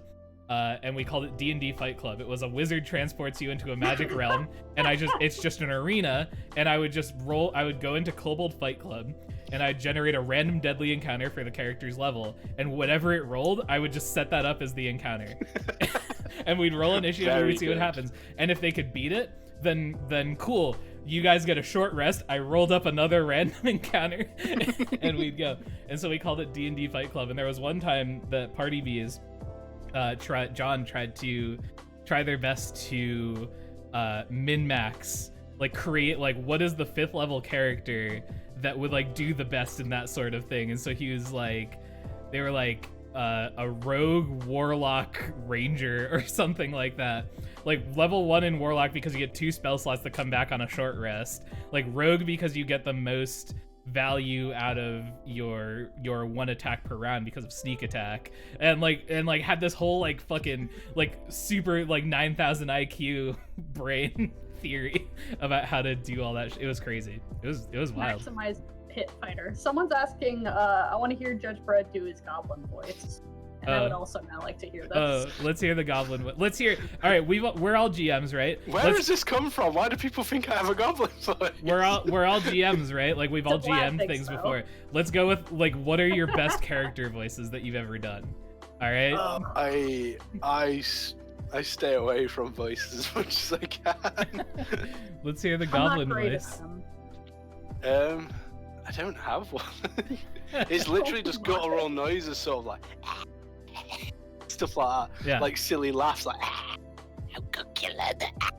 yeah, that's a good one. Yeah. Like I can do silly voices like that, but I can't do like accents and stuff. My friend calls it, I go into Indian Welsh after maybe 5 sentences. So Vlad says that you said you had a mean goblin voice. Vlad's lying. DeBlad has some really good voices, I will say, in terms. Oh yeah. Yeah. Is DeBlad working right now? DeBlad is working right now. I'm pretty sure. Damn it! I want to hear. He's too scared to face me. DeBlad and Skeksis both have some really good voices. Damn. Yeah, I'm also really bad at accents, which you know if you've watched our Pokemon playthrough. Just plain NPC is Hop. Yeah, Hop is the default. You want to hate an NPC? Just voice Hop. Yeah, just yell in your microphone. Good. I don't know. I can't plan accents, but sometimes it'll just like happen naturally where, you know, your inflection changes or something. Mm-hmm. The only one I remember purposefully doing was when I gave my player characters a Flumph NPC, and that's it. Yeah. And it was literally just like, hi, I'm Flumph, I'm your best friend now, kind of thing. And that's it. It wasn't anything crazy, but they fucking loved it. Yeah. I need to go find the Flumph art I have somewhere. Nice. So yeah, I have like an orphan child voice that I use in capers. You know, the street urchin. Oh, sure thing, boss. Yeah. You know, anything for you. Can't you read, mister? Yeah, shine your shoes, sir. Yeah. Did you have an Yeah. Yeah. My one of the most memorable character voice moments for me was and Skeks and DeBlad will know this one. So the characters in Dragon Hoist had to do a side quest where they had to go and meet, and I'm not exaggerating here, a talking draft horse who gave them some intel about an enemy faction. And so they had to go and they had to find this draft horse that talked. And so it was a lot of them just like going around and like talking to horses and like making insight checks at horses to see if it was a talking horse. And when they finally found the horse, whose name was Maxine, the horse turns and just goes, "What do you want, kids?" Like the like hooker with a heart of gold, like well, I'm just a draft horse, you know. I've been around the block a few times, you know. And they thought this shit was so funny, and they were like goofing on it and laughing so hard that in order to give them the relevant like information in that voice, I had to take my headset off because they were laughing so hard that it was making me laugh so hard I couldn't do the voice. Yeah, it was good. It's on YouTube somewhere. It's great. It's fun times. How's your arm holding up? Yeah. You see what's happening right now? Are you getting attacked? Yes. Oh. Okay. Calm down. Does Peepers need to go chill? Yeah.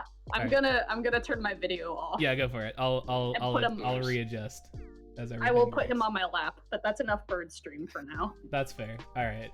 There we go. I realised I started that tangent about why I have a thing that says "keep calm, eat seed." Yeah. She bought a little bird feeder, and it's like a little food truck, and it's got like little menus on it. So one of them's like, "Oh, you can get a seed sandwich, a peanut pie, or suet soup."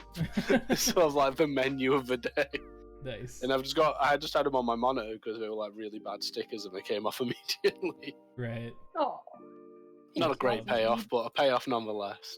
It was there. It sure was a thing. It happened. It sure did happen. We were there for it. I think we're setting a record for most times I've had to recut frames in one stream. Nice. Which is impressive considering the amount of times that I've had to play D&D with people having connectivity issues. There we go. And we've got the by bee will be the bottom here. Let's see, where are you? I love that avatar so much. It's really good. It's so good. Yeah. It's so cute. Yeah. I need Skeksis to drop more bits so I get it in Twitch. You Don't don't feel have obligated, it on Twitch Skeksis. yet. No, they're given out randomly. It's like fucking loot boxes. It is literally loot boxes, isn't it? Imagine loot boxing pride. That's capitalism, baby. Here we are. Jim I'm a Bezos sucker cares for it. about gay people. Yeah. For a price. Yeah. Welcome to my life. There we go. Excellent. Happy June Pride Month, everyone. Buy our vodka. Yeah. All right, sure. Right, exactly. I mean, I'm going to, but that's because I was going to anyway. Don't Yeah. look down on me, corporation. Yeah. Yeah. Not because I'm queer, just because I want vodka. What's wrong with vodka? I don't have any of it. That's a problem. Yeah, it's the most mediocre of liquors, in my opinion, but that's just a hot take. Yeah, it's literally just there for if you want to get fucked up relatively quickly, but you don't necessarily care about having a good time doing it. Oh, It's a utility drink. Exactly. Yeah. Yeah, Because it I can get miss- mixed with almost anything and like not be that offensive. So I miss being the typical white girl and going to the bar and having a bunch of vodka cranberries. But that, again, they have a purpose, right. and it's just to get fucked up. Yeah. I know you guys, like, I say you guys as in your country, you guys play pretty hard and loose with your, like, but you don't, but your liquor licenses and stuff like that are really mad, aren't they? Like, I say mad as in, like, quite strict.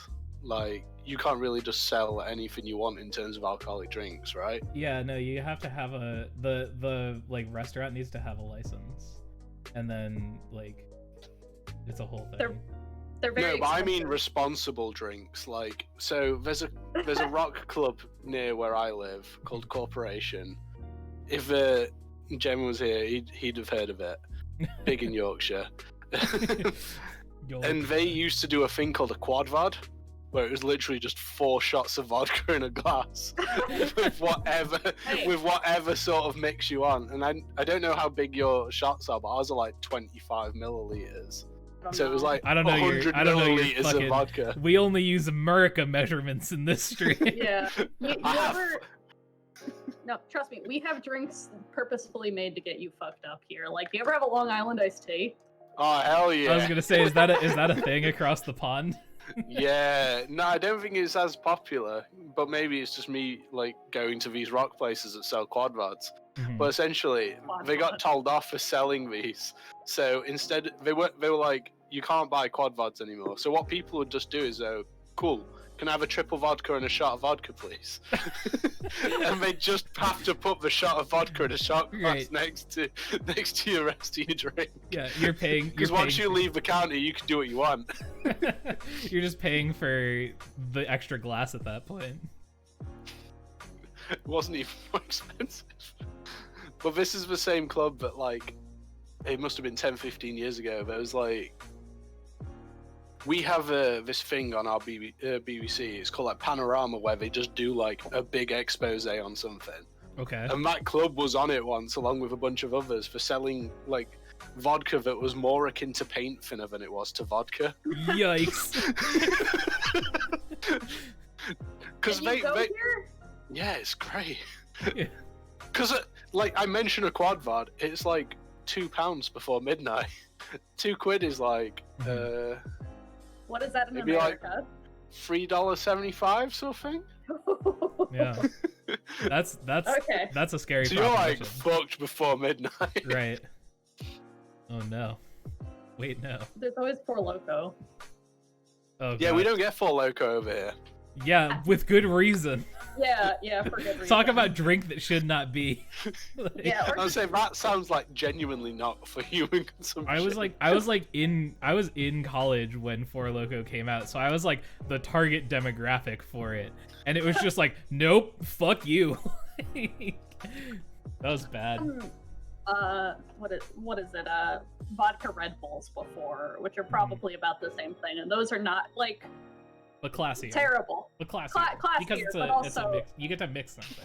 You feel better about not yourself. classy over here. it just That's makes like what 16-year-olds drink over here. Right. but it combines the worst side effects of both vodka and Red Bull. Sure So does. my The head is worst spinning, and hangover. also, yeah, the worst hangover. It's like my head is spinning, and my heart feels like it's gonna burst out of my chest. It's like, never So- again. So here's the thing: I've never gotten hungover before. I just never, and I've been like pretty messed up. I've just never gotten a hangover before. I always Oh can my I God. always can wake up the next day and just be like, all right. Like the first time I ever got blacked out was when we were playing Booze Cube, which is a Magic format that is also a drinking game. And I blacked out and woke up for an 8 a.m. class the next morning, like totally fine. just like got up, took a shower, walked out the door. Like, That is an inhuman trait. I guess so. Like when I was like 17, 18 and drinking like Jesus. fucking huge bottles of drinking in UK is awful. You start really young. You just do it illegally because no one cares. I mean, same here. Yeah, same here though. I didn't drink till I was 21. Same. Weak. Whatever. Yeah. Sure, whatever, man. But But yeah, no. you'd walk it off like when you're 18 or so. But when you're like getting to late 20s, it's like, oh, just put me out of my misery. 3 glasses of wine and I'm fucking done the next day now. I'm not a huge drinker, so it's not like it's that frequent. So, and I am a Sometimes- lightweight, but like, Sometimes the less I Wine, drink, yeah. the worse the hangover is. Really? Like if I get blacked out, then sometimes I'll wake over and I'll be fine, or at least for like maybe 8 or 9 hours, and then just before I go to bed that night, I'm like, oh fuck. Like, I've but like if I definitely- just have like one drink, I'm like, oh, my life is pain. Yeah, I've actually been in situations where I was afraid of being hungover, and then woke up and was fine. Like especially now. So like on Friday nights in this Discord, like my personal Discord, we've been running Jackbox nights, and like just getting a shit ton of people in and hanging out and like playing Jackbox games and stuff. And I've gotten like relatively toasty, we'll say. During Yeah. these Jackbox nights, Kay can attest. yeah, I mean, I've been there too. On yeah. these Jackbox Yeah, nights. and I've definitely like finished saying goodnight to everyone and gone and laid down in my bed and being like, oh man, I'm gonna regret this in the morning. And I'll wake up and the only thing is like my stomach will hurt a little bit, and then I'll like eat some toast and I'll be totally fine. Like, My God. Oh, what? Wait, so they always card you in the UK?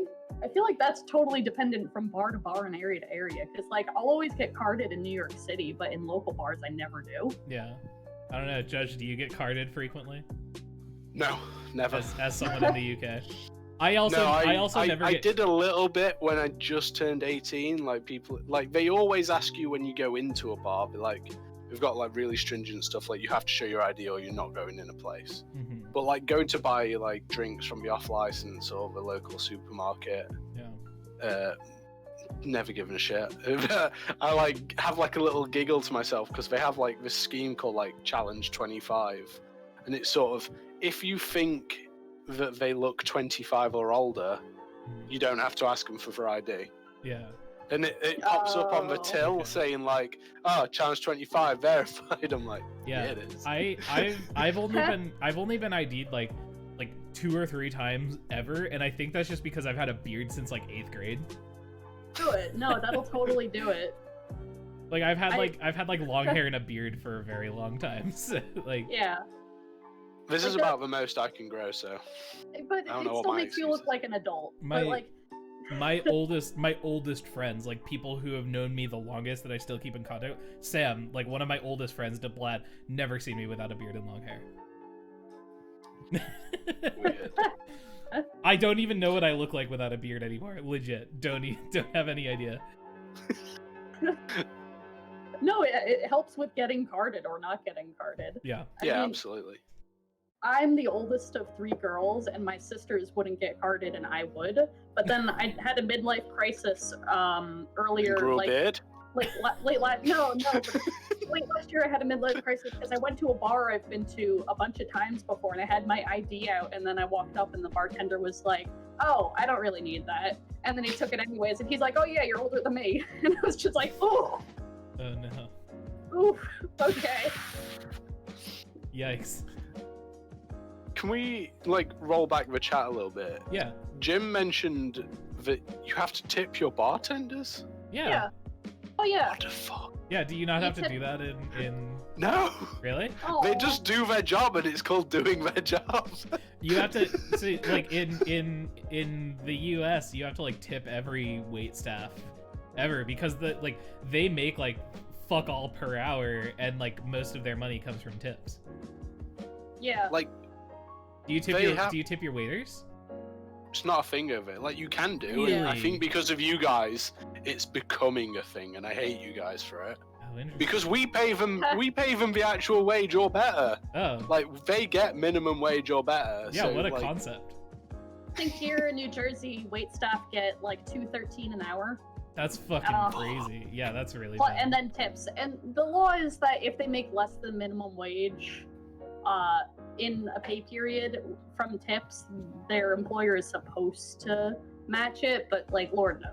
So yeah, always tip your wait staff and your bartenders in just the charge US. me more money and then pay them with that. But that's anti-freedom. That's not how. Yeah, I that's hate not how. that. That's not how, Like, tipping your that's not how freedom works, Turner.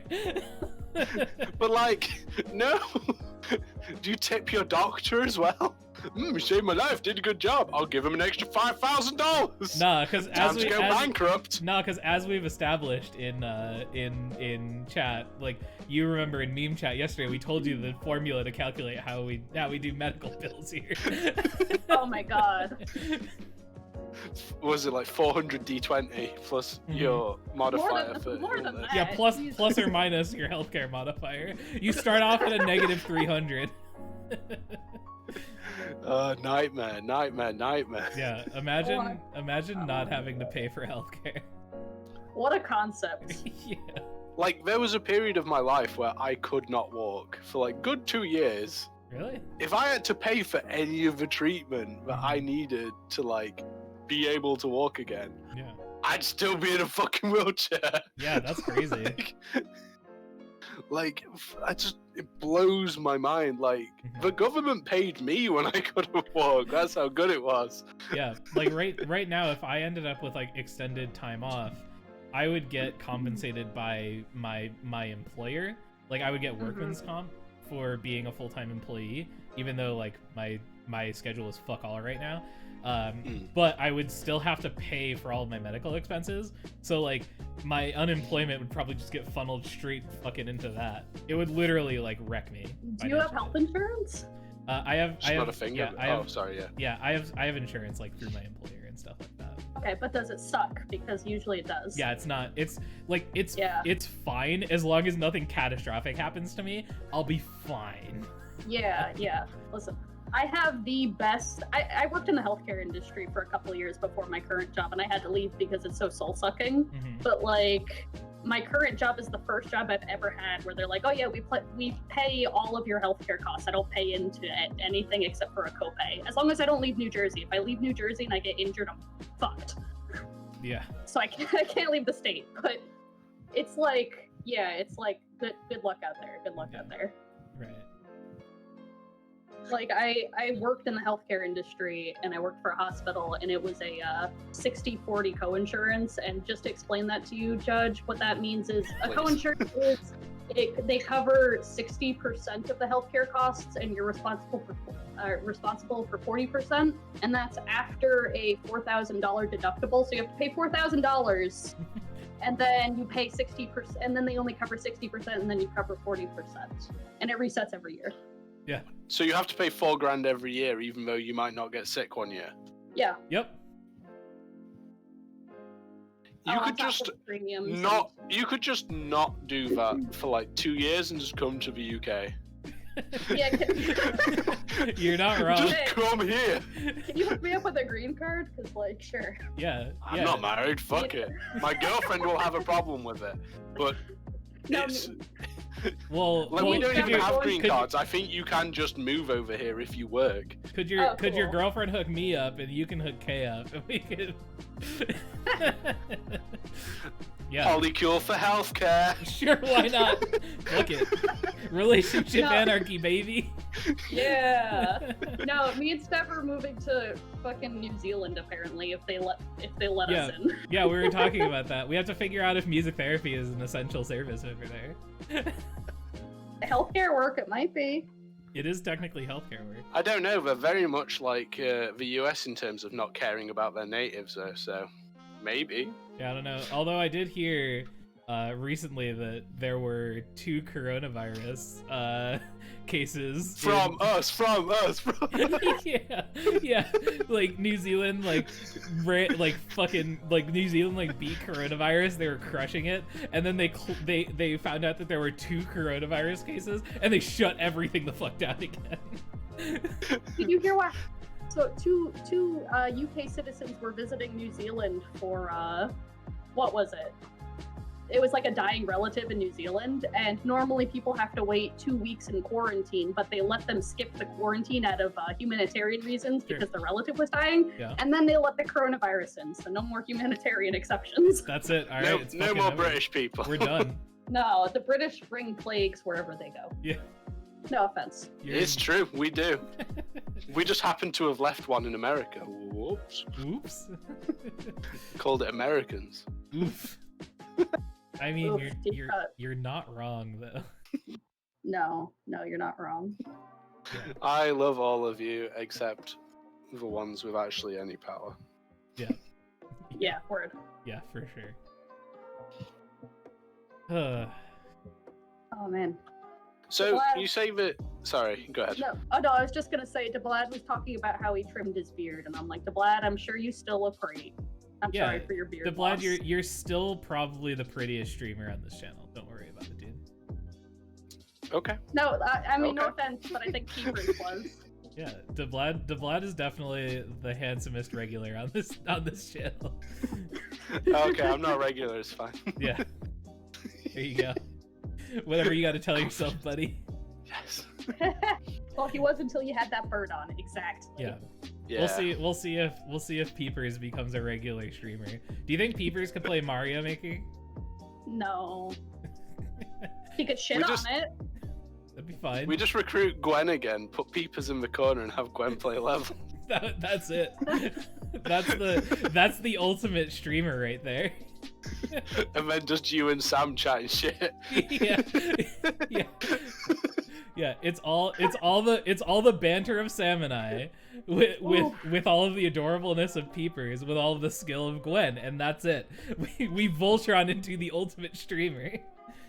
Ooh, that's what Steve does anyway. Is nice. Youch. Yeah, I mean you're not wrong. Honestly, when I played Steve and Sam just chatting was the best thing. Yeah, it's like you're like min-maxing streaming. That was delightful. I legit had a ton of fun just like being able to hang out and just chat with Sam while someone way better than me like normally when Sam's playing, so like when on like today when like Sam plays, normally when I'm just a voice in the background, I like don't fucking pay attention to Mario at all. I'm just like, I'm talking to chat, I'm doing other stuff. Sometimes I'm playing other games, like straight up. But like when Gwen was playing, I was just like, man, like I'm actually super interested in watching, like Yeah, watching someone really good. Yeah, because no offense, but she is actually like super good. So good. Yeah, I know. So yeah, good. Yeah, So- for real. Oh, I was in Walmart today looking to see if they had a physical copy of Mario Maker, and they didn't. No, Though just they had the Super Monkey Ball game. nice. Do you guys know if that's any good or not? Because I was considering picking that up. Yeah, I don't know. Dang, I just missed the Super Monkey Ball 2 for GameCube, so I want to Yeah. relive that. Yeah, I have no frame of reference for whether or not Super Monkey Ball is good. Damn it. Yeah, sorry. It's No like idea. Skeksis. It's like a remake of an old Wii game, I think, but for the Switch. No. It was like $30. I should have bought it. Mm-hmm. But Could have okay. been good. I mean, you can always like download the game and play it. I'm out of space, and I need like a what's it called? The micro SD. An or SD whatever. card. Yeah. Yeah. Yeah. Keepers, you want to play Mario Maker? He's attacking my knee right now. Oh, buddy. Been surprisingly quiet though. I thought we'd have heard some screaming by now. He's squawking. He's not completely irate yet. Oh, okay. So No, stop it. I have a question for you, friends. At what point do you guys want to call this stream? Because I don't have anywhere to be, and I need to know whether or not I need to get a second beer or not. Oh. This is what I have left. Oh, you can't really see it. I have about this much left of my mead before I have to go down and like filter some more. Right. Because the way I've got it stored is that it's still got like the yeast in it and stuff, so I need to filter it out. Oh, that's a Oh, whole so- thing. You made your own mead, though. Yeah, it sounds a lot cooler than it was. I just dumped a bunch of oranges, raisins, cinnamon, and sugar and honey into like a barrel that I'd sterilized and left it for 3 months.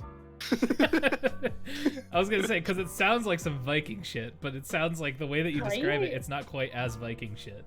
Well, it was like a Viking recipe that I was given to follow. It's not like got the modern like niceties of stuff. It was like would have been one that historically Vikings would have had, and to be fair, they've got shit tasting mead. All right, so I'll tell you But what. it's strong, so I'm going. Right.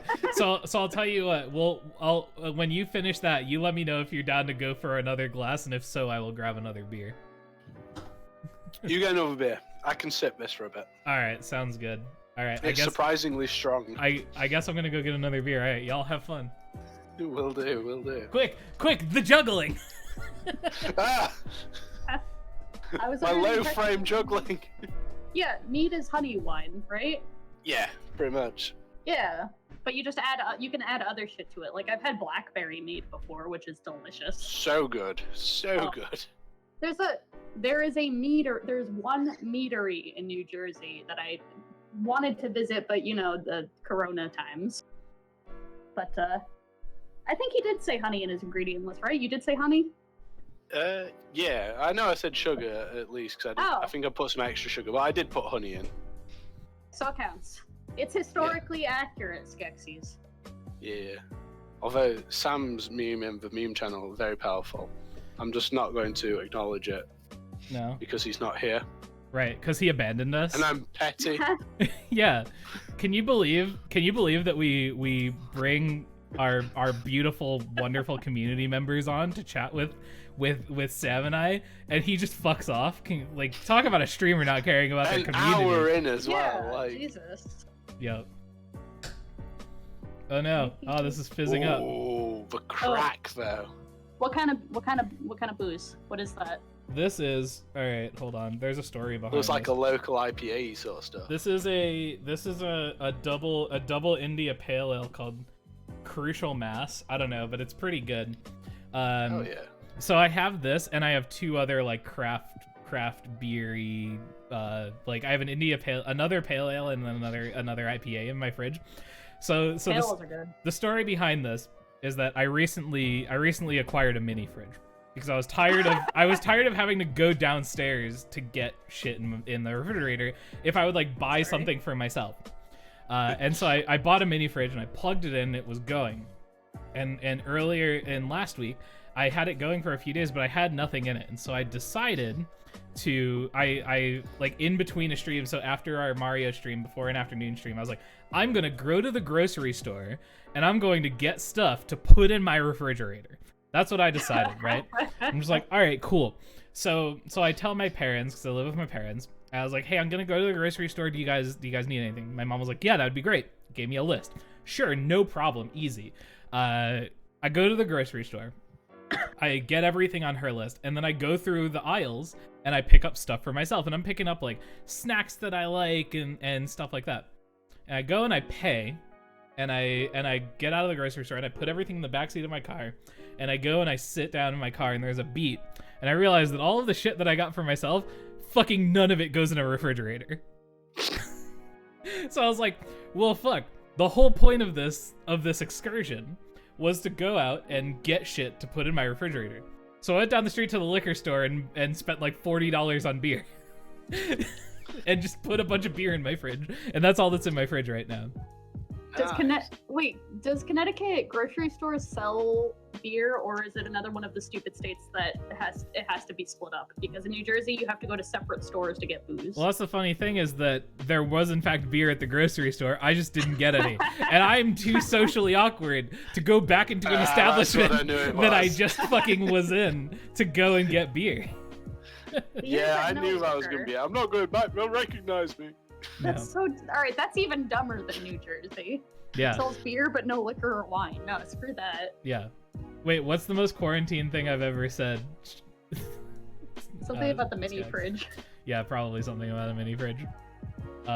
Yeah, I wasn't going to get a mini fridge, but then I ended up in quarantine, so like... There was a liquor store with it, when we were in college at Montclair. There was a liquor store like within walking distance of the magic store that we went to all the time, and that was a whole can of worms, let me tell you. Oh jeez. No, JudgeBread, they can be attached. There's like ShopRite and ShopRite Liquor, but they're separate stores and they can't be like connected as far as I know. Yeah. Because New Jersey has weird liquor laws. Right. Sounds like a great freedom you've got. Yeah, separate checkouts. Big freedom energy. The land of freedom, New Jersey. Yeah. Yeah, New Jersey. I was okay with New Jersey. I lived there for like 2 or 3 years. I mean, I met some of my best buds down there. So that's where Montclair is, isn't it? That's where Montclair is. Yep. I also went there because everyone in New Jersey goes there, or Rutgers. That's where I met Sam, even though we grew up 20 minutes away from each other. See, I only know Rutgers because I work with them a bunch. I've really? like spoken to a bunch of people who like handle stuff. Mm. Oh, that's cool. Yeah, Rutgers is a big state school, and Montclair is the second biggest state school, and... Oh, I didn't even know that. Yeah. I didn't even know that, and I went there. What do you... I think it's more that you guys don't really do much science-based stuff, and like... Whereas like Rutgers does like a lot of life science technology transfer and stuff like that. Yeah. Rutgers is much more well known for it. Right. Yeah. Like Montclair has good programs, but for different things. Like their teaching program is pretty good. Their teaching program is pretty good. Their music therapy program is much better now than it was when Sam and I were there. I mean, I have a degree in sociology, so it doesn't matter where I go for that, it always sucks. Fair. Oh man. Although I've got a lot of time for the fucking local rivalry that JudgeBread's putting out. There's like two city, like not even in my state, in my city there are 2 universities. Yeah. One called Sheffield Hallam, one called Uni of Sheffield. How fucking presumptuous is it to have a uni of somewhere when there's 2? Yeah, that's pretty. Can you tell which one I went to and which one I hate? I've got an idea.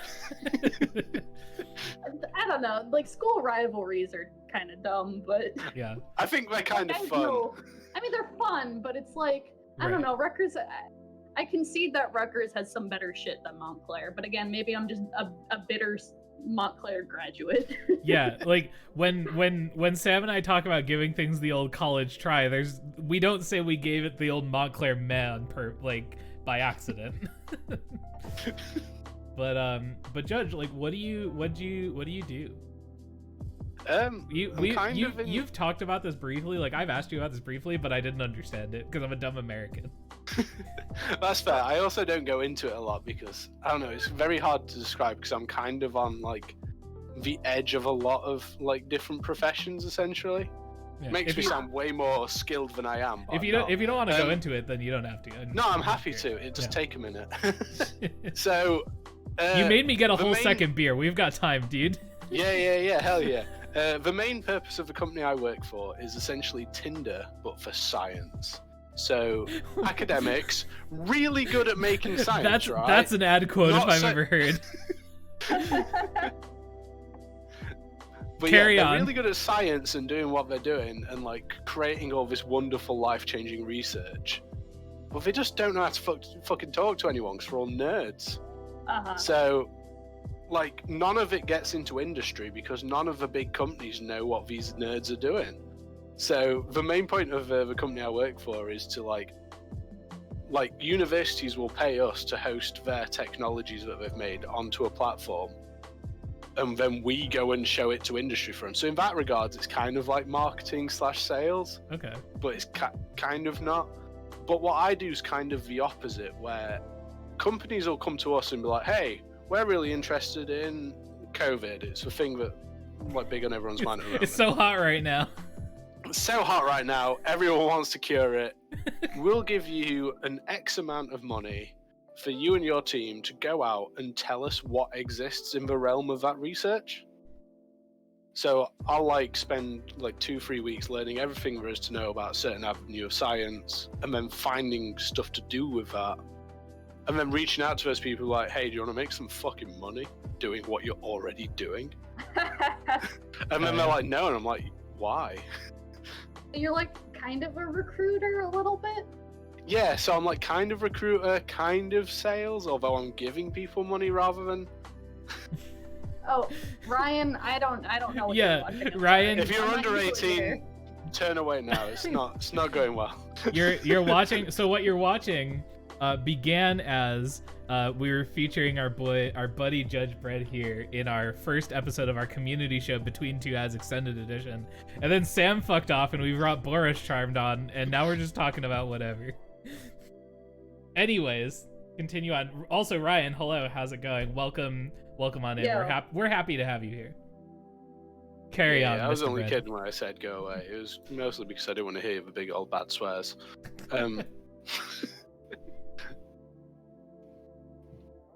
Oh, pardon me. No, that's pretty much it. I spend a lot of time being like, "What? You don't want any money? Are you an idiot?" Like, and I'm not talking like small amounts. Like one company, just like not even the biggest amount, but recently it was like, "Hey, we're looking for X. We're willing to pay up to 250,000 per project." People are dropping several millions on the stuff that we find. Damn. It's like big fucking money just because nerds don't know how to talk to people. Yeah. Pretty good. Hell yeah. Capitalizing on the like anti-social nature of sciencey nerds. Pretty much. Dig it. I dig it. So yeah, that's what I do.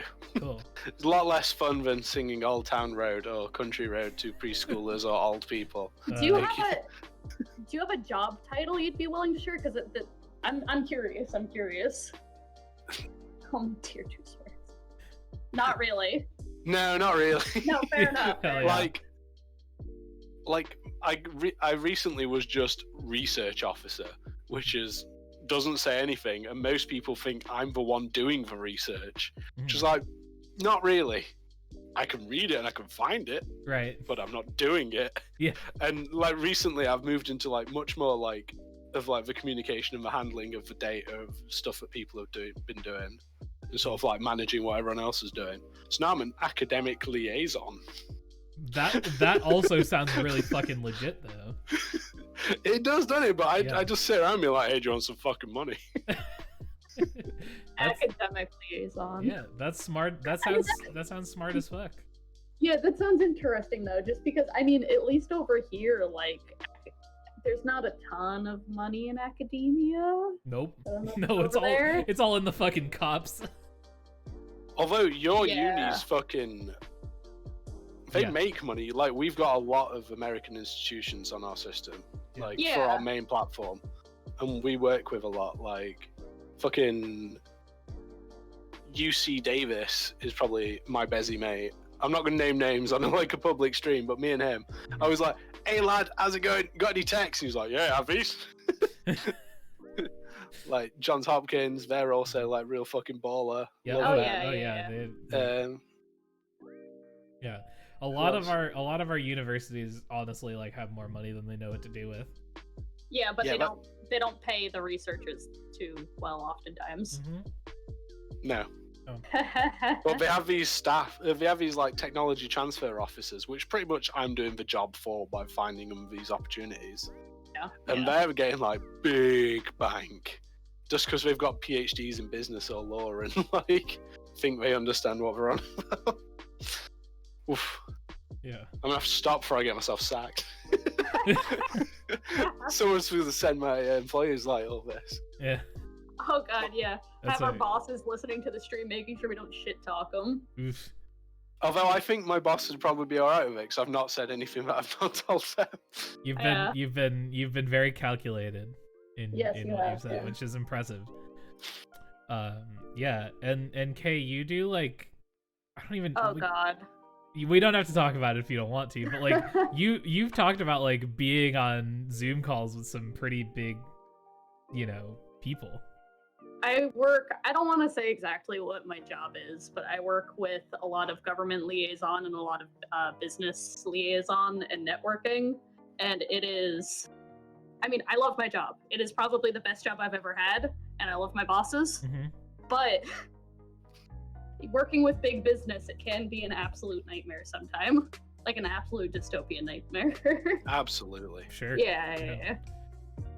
And I feel like I have to be vague here, but it's just like Yeah, absolutely. Yeah, I don't wanna like dox anyone or like make you talk about things that you're uncomfortable with. We're talking about jobs. So Oh, I will Yeah. say I've worked with Zoom calls with some like really high up I'll say this. I've worked on and I've run some Zoom calls for some like really high up people in some really big companies, and it's amazing how many presidents and CEOs have terrible fucking internet connections.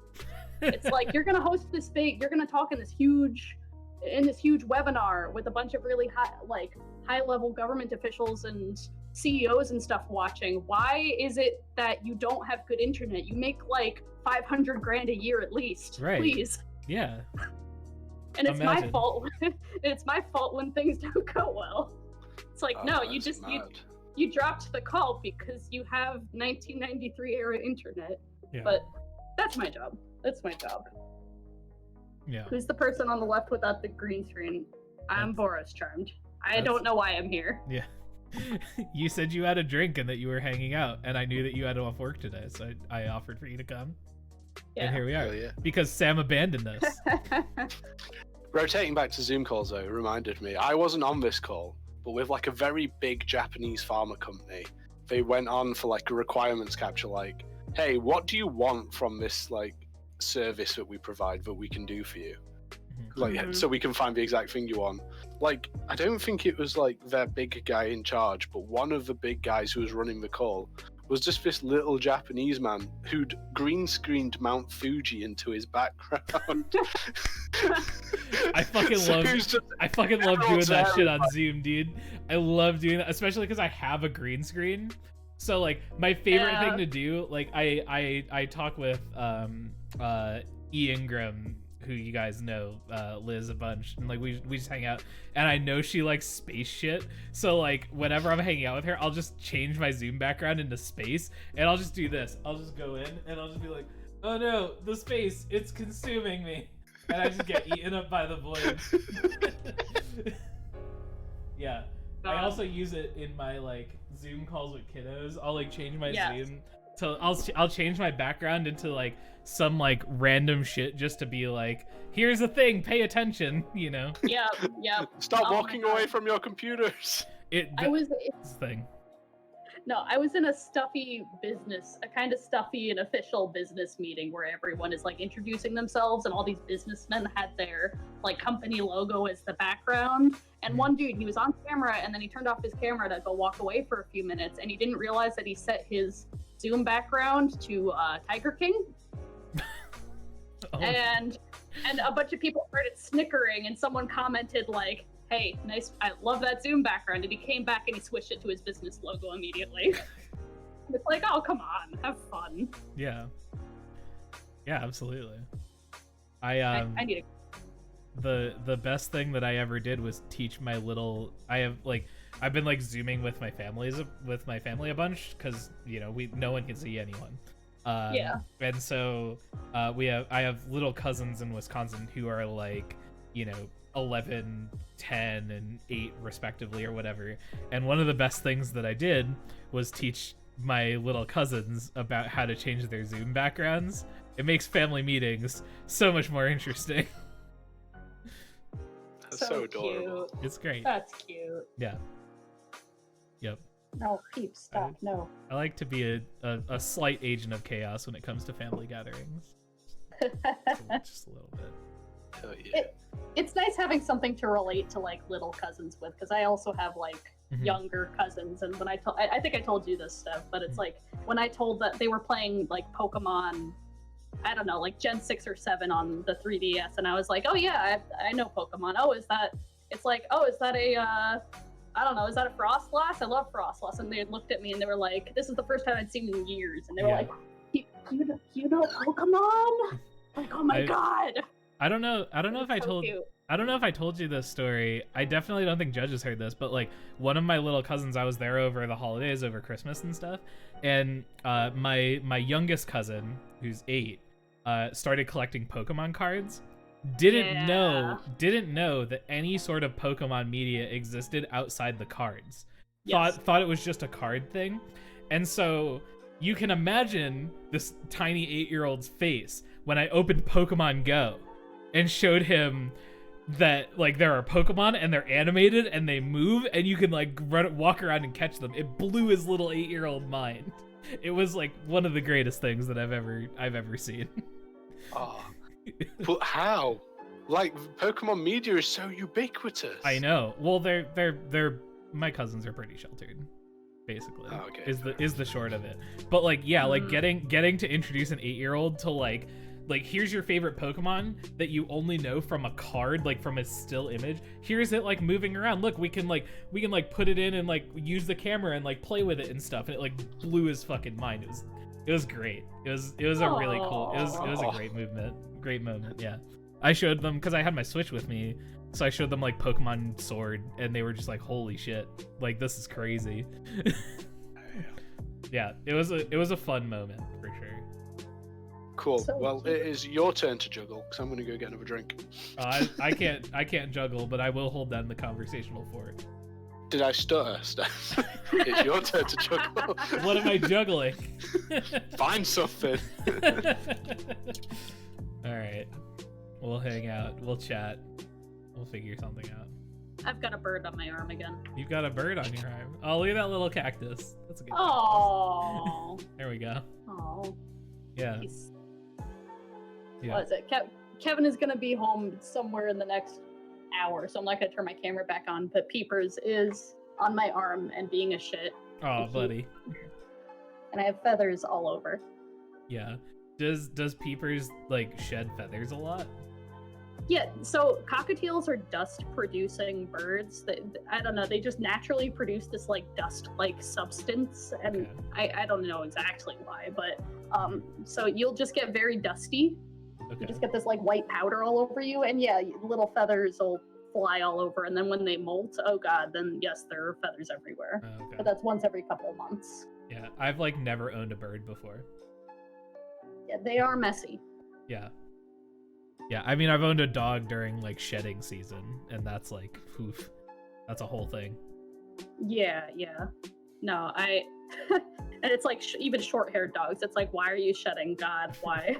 Yeah, you gotta get those summer coats on, you know. Like my dad has a pit bull, and it's like, just short-haired pit bull, but for some reason you cannot leave his house without being coated in just like the tan fur. Mm-hmm. It's like Biggie Smalls. No, please. Oh, buddy. Yeah. He's a good pup. Yeah. All right. Yeah, Ryan, tell us an interesting squirrel fact. Let's hear it. I would love to hear a squirrel fact. Yeah, absolutely. Yeah. I hate Aren't squirrels a different color over in the Britland? I don't know. Let's ask Judge when he comes back. Oh no, that's Canada. Is it? Yeah, they're like red squirrels. Really? That's crazy. I've seen some like really aggressive squirrels at like a place that I used to work at. There are some like aggressive squirrels outside. What's up, Judge? Ew. Welcome Do you back. want to hear an interesting squirrel fact? Fuck yeah. I have squirrels Yeah. out in our back garden. Probably. Nice. Yeah, Ryan's gonna tell us an interesting squirrel fact. Apparently, I'm awaiting with bated breath. My. Hit me away. Wait, what color are the squirrels over there? Mostly grey. Oh, okay, Okay. okay. I Regular. know you guys squirrel. get like red squirrels, don't you? Up in Canada land, I think. Yeah, Canada gets red squirrels. Also, I couldn't be bothered to filter out some more mead, so I found this port that I got given as a Christmas present. So tonight it's gonna be a night. Ooh. All right, sure, whatever, man. It's very nice. There you go. All right. Very I even fancy. like port. They got at me to be mean because one time, back when I was like a college student, I didn't really have much money for drinking. Mhm. And one of my friends was like, "I found this bottle. Do you want to share it with me?" And it was like some port that he'd like bought on like a rugby trip, left and then not touched for maybe a year. So Oh. it'd all gone like really vinegarized. Oh no. He had like a couple of swigs of it and was like, "No, I'm good. I'm just gonna take an L and buy some more beer." And I was like, "Well, I'm not. This is free beer." Yeah, that's a good No. one. So I drank like pretty much like 8/10 of a bottle of like very vinegarized port. Nice. Woke up the next day, my left eye had fallen out of rotation. It was pointing downwards while I was looking forward. What the fuck? Holy shit. It took like a full 24 hours to sort itself out. I went to the A&E because I was like, something's wrong and it's not going to cost me $7,000 to go find out what's wrong with me. Yeah, what an I'm idea. What a rubbing it in. concept. You know, and I don't think eyes are meant to do this. So first I went to go to speak to some like local opticians. I was like, eyes, they'll get that. They'll know what it's about. They're like, we don't fucking know, go to the hospital. Yeah. I did. Waited about for like 3 hours because it was like Friday night. That's when you get all like a bit of a queue because everyone's fucking drunk and coming in like, oh, I've fallen over, broke my ankle. Like the nurse had no time for me. Imagine can you imagine breaking your ankle and then being able to just go to the doctor for it? No. Like, and just not being worried about the rest of your financial life? No. Oh, we got the squirrel fact on a brighter note. So a squirrel can survive terminal velocity, so it would need to fall about 4,800 miles in order to die by starving to death. Don't know if it's true, but fun to think about. Oh yeah, because they can stop themselves from doing terminal velocity by like adjusting their body in a certain way and widening their tail out to catch air and slow themselves down. Are you kidding me? No, I saw like a little mini documentary about it the other day. It's like the weirdest thing, but he said this right after I'd watched it.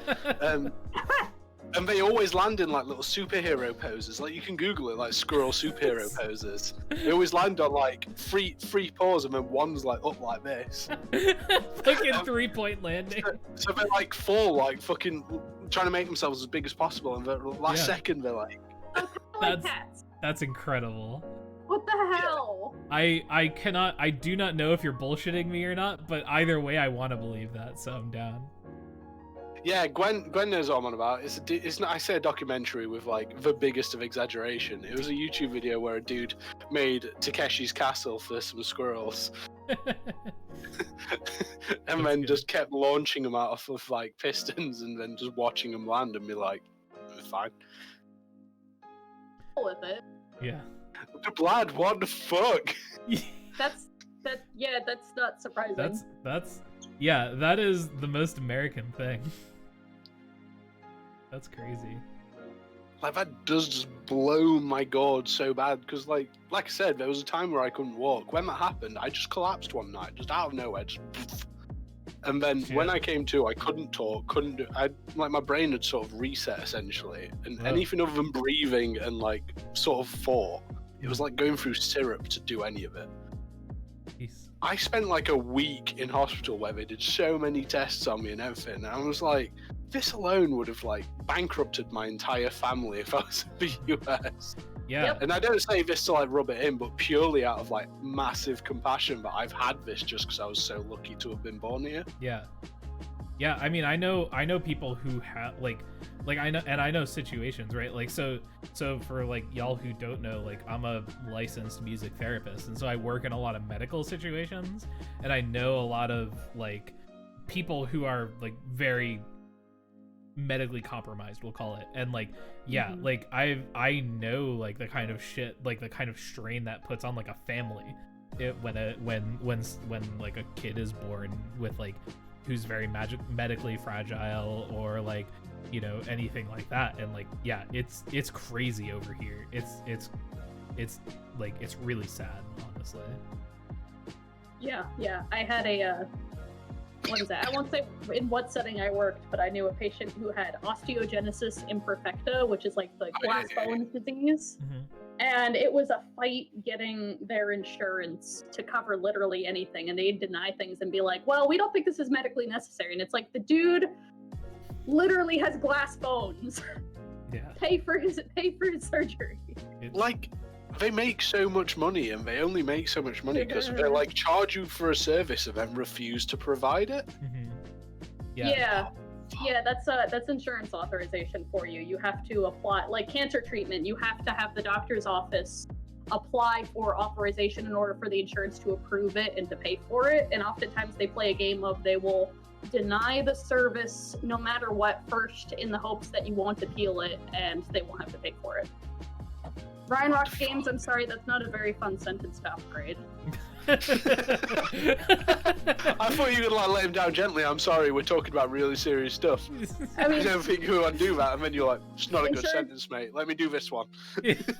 Alright, upgrade this sentence. Insurance companies play a game of holding people's lives hostage for money. Oof. Wow, no, I'm sorry. we're quickly approaching the darkest timeline. Yeah, hell yeah. Yeah, I have, and like, you know, don't fucking tell anyone, right? But like, I've like seen people as a music therapist like for free, like probably way more than is like safe for my career. Yeah. What the fuck? Yeah. Oh, my grandpa was a doctor, and he was a I mean, I'm just gonna dox myself with all these specific life details, but he was a Colombian immigrant, you know? He moved here from Colombia and he became a doctor. And he was broke by the end of his life just because it was just like all these, he lived in like a big immigrant community. Yeah. And he would see all of these undocumented immigrants and be like, oh yeah, I don't need money. Just here's, let me be your doctor. And it's like, he was broke by the end of it. Yeah. Just because like... Yeah, screw working with insurance. Yeah, I'm like teaching a bunch of lessons right now for some kiddos that like their family has approached me, because I was seeing them like through my practice. So they were paying my practice for me to do adapted lessons. It was like this one kid that I teach, kid with autism, I teach him piano, and then like I teach his brother who is neurotypical guitar. And the mom approached me just saying like, hey, like we like cannot afford this right now, so like we're gonna have to suspend the lessons until we can like go back to work and stuff. And I never stopped seeing them. I still see them every week.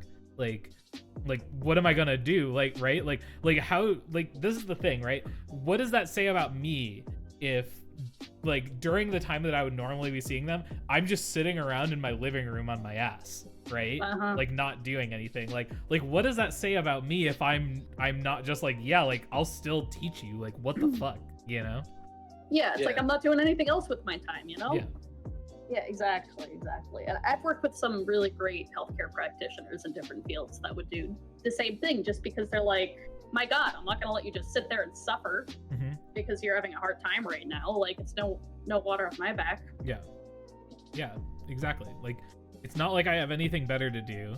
Like, Sam and I started doing the streaming thing like more consistently and together. Like that was the thing, right? So like Sam and I had our own channels, and then when COVID started to happen, because Sam and I work for the same music therapy practice, we literally all like the day that we decided to have this, like, do this thing, like the streaming thing, he came over here because his internet wasn't working, but we had a team meeting with all of the staff for our practice.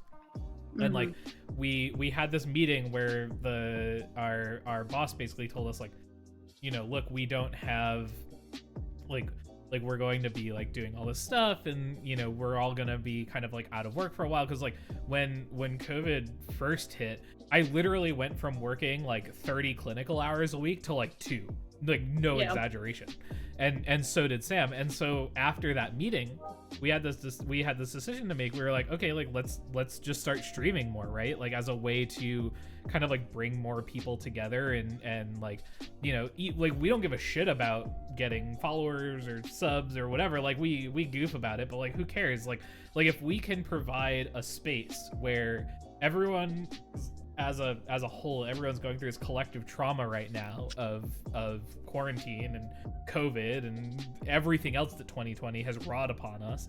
And so like if we can provide a space where like even a few people can come and hang out, then like cool, like sure, that's what we decided to do. And so like that's kind of what we've been doing with our time since then.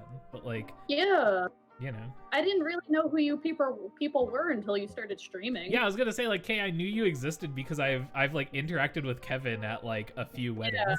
Yeah. That's all I knew about you. But now like I would deign to say we're fairly good friends at this point.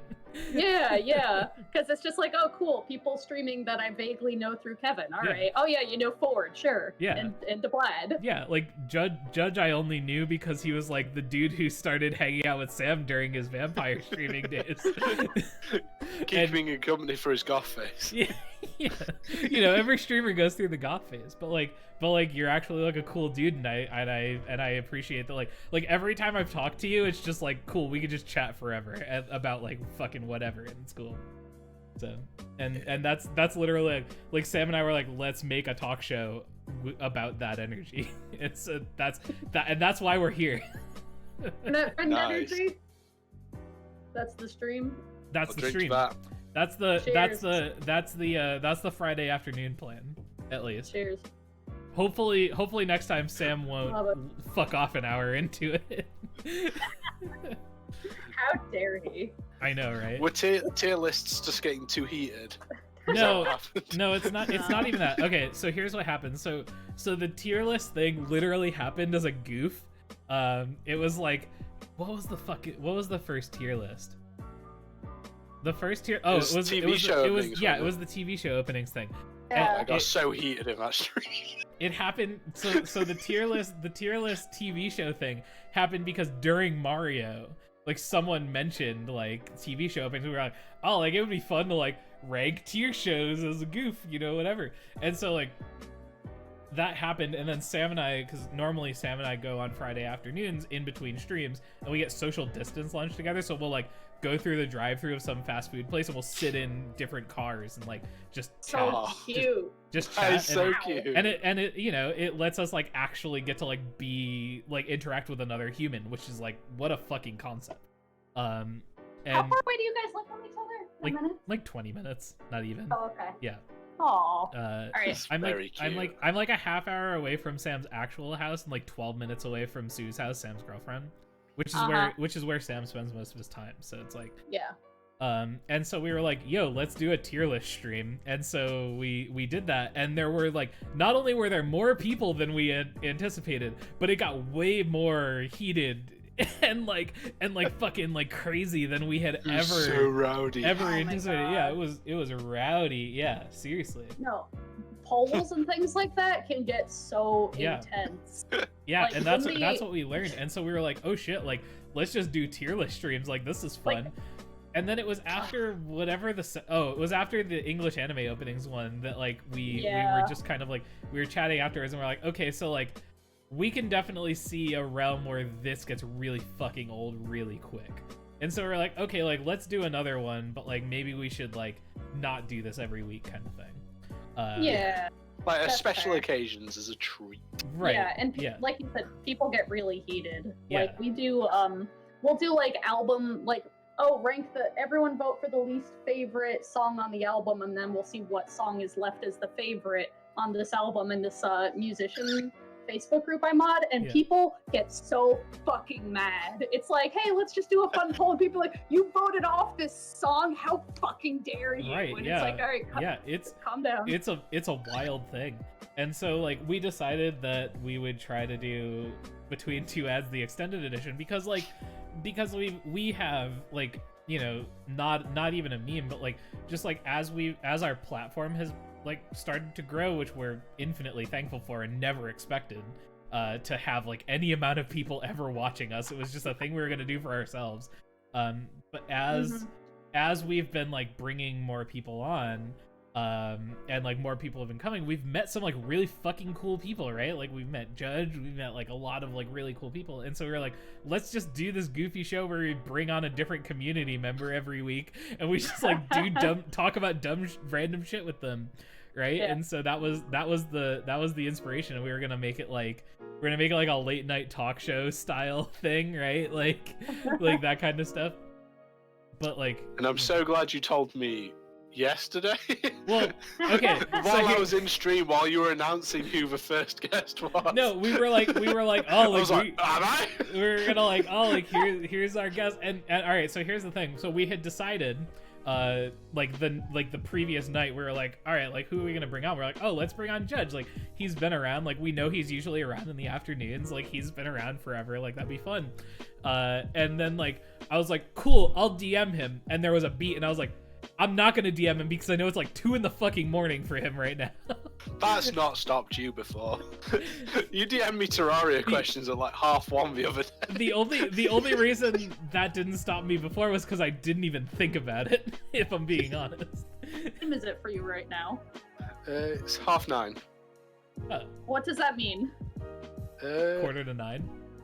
No, 9:30. 9:30? 9:30. 9:24. Oh, okay. Oh, okay. I wasn't sure if it was half to 9 or something Right. like that. Yeah. Apologies, I don't know British slang. It is 4:25 here. I think me and Steph are in this. Yeah, we're in the same. Okay, we're in the same time. So. I don't know shit. Okay.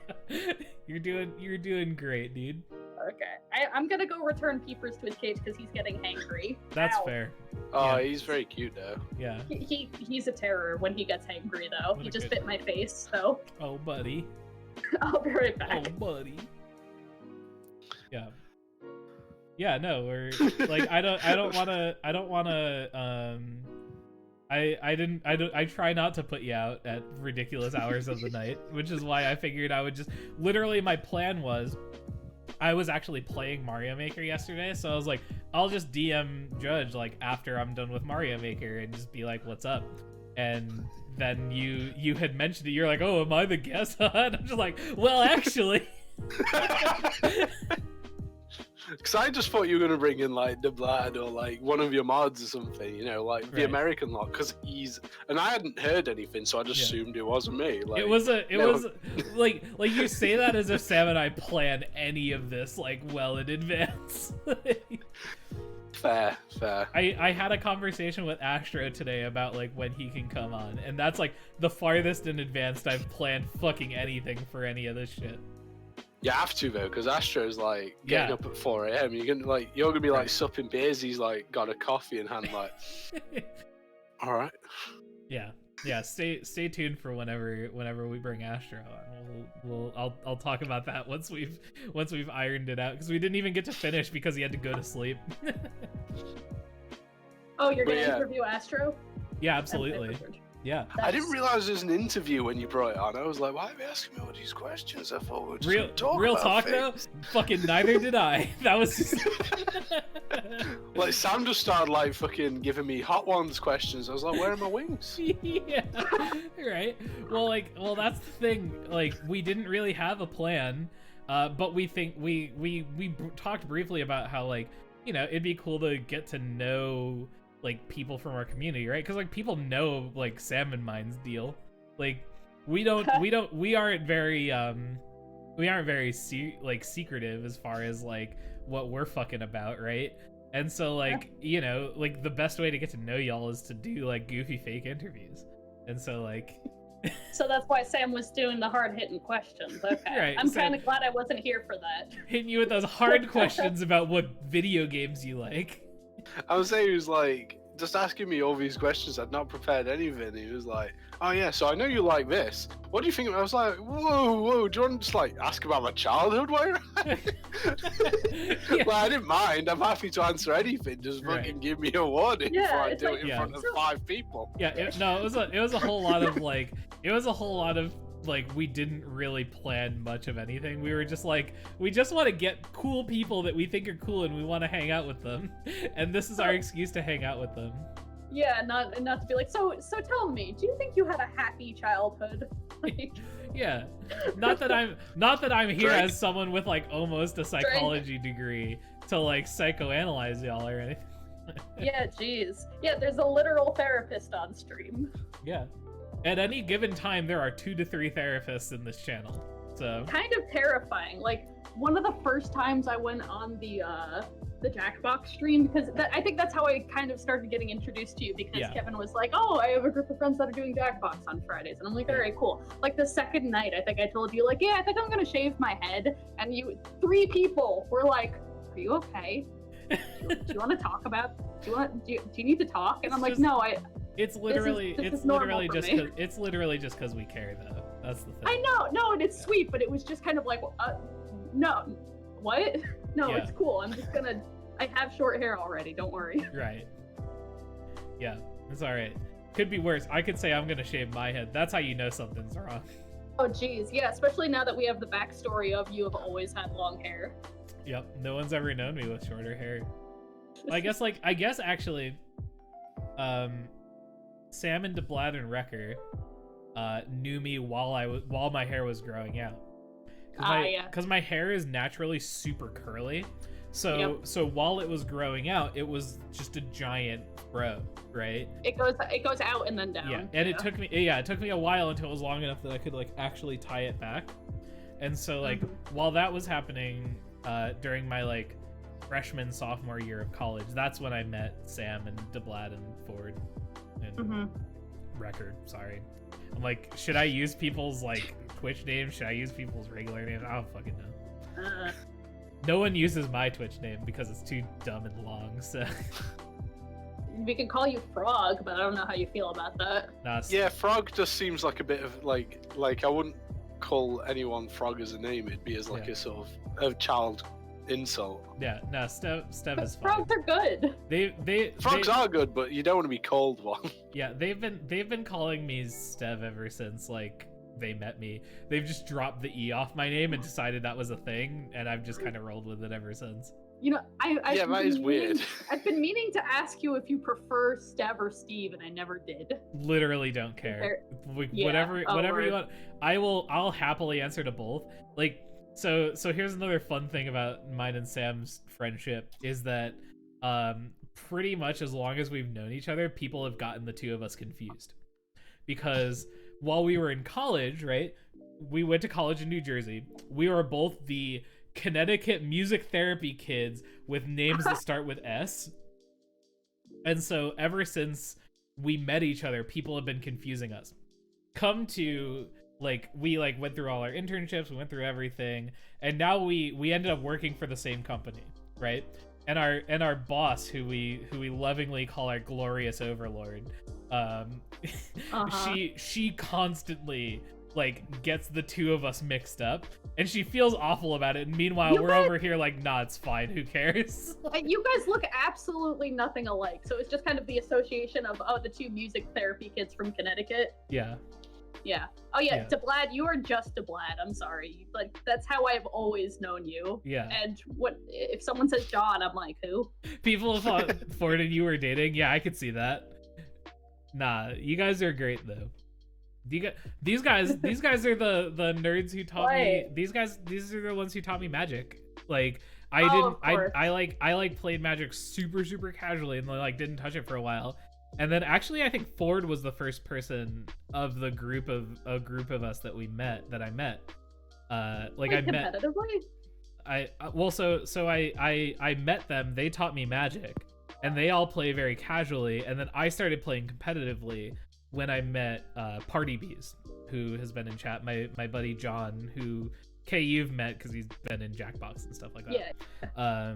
Because he is he and his brother are hyper competitive about like everything, and they're also just like the most like they are like, I've never met anyone who could like so quickly like learn a game and then get better at like than you at the game that you've just taught them. They're those type of folks. And so like I started playing Magic with Party Bees, and it got to the point where they were beating me all the time, and I was like, well, this is dumb. So I learned how to get good at Magic to be able to like play on the same level, and then we just started like going to tournaments and shit because we started making money off of tournaments, and that's how we made money in college. Oh my god. Yeah, you can make a lot of money off of it. I kind of got good at Magic for the same reason, because I played casually, but I always got my ass kicked by my my boyfriend at the time was also one of those like uber competitive people, and he had more money than me to spend on cards, and I was just kind of like, I picked one thing to be really good at, and that was a red-white deck, and that's it. And that's where Boros Charm came from, right? Exactly. Oh yeah. No, it's good. Yeah, Boros is a good guild, and I love playing those hyper aggressive decks. I love like know. Sorry, go ahead. No. I agree. I know you were like a red deck player. Yep. Which, I mean, you have to learn how to beat the red deck, because otherwise. Yeah, I was like, I'll be the group's boss. Sure, why not? Yeah. I'll be the one everyone hates when they say, do you want to play against this guy? And they're like, Right. No, But no, that's the thing is that when you're in a serious like group of players who want to play competitively, and you're the red player, everyone fucking loves you. Everyone wants to play with you all the time. Because they're the like hyper aggressive decks are like, so like people don't like playing them so much that when you find someone that can be in those situations that like actually enjoys playing that game, it's so rare that everyone is just like, oh, like this is great. Yeah. And oftentimes in competitive scenes, the control decks cost more money because blue. So if you like in competitions, you would have people playing red decks just because like red decks are cheap. Yeah. And it's good to practice against. Sure. But no, I would only run red for land destruction, though. I'm sorry, because I played Boros Control, and everyone hated it because it was just stacks. I love a good big red deck. Everyone's like, land destruction. I'll be right back. Y'all chat first. Yeah. You getting another beer? Nah, I gotta go use the bathroom, and maybe I'll grab a We'll see. One more beer. One more beer. How's your screwball going? It is gone. Ah. Sorry. Listen, I'm a lightweight, so I had 1.5 day drinks, and I'm like, I should probably chill until later. Maybe I'll get drunk and play Terraria later if Jackbox doesn't happen. But like unfortunately, like Terraria, like the time that you guys can play is so late for me.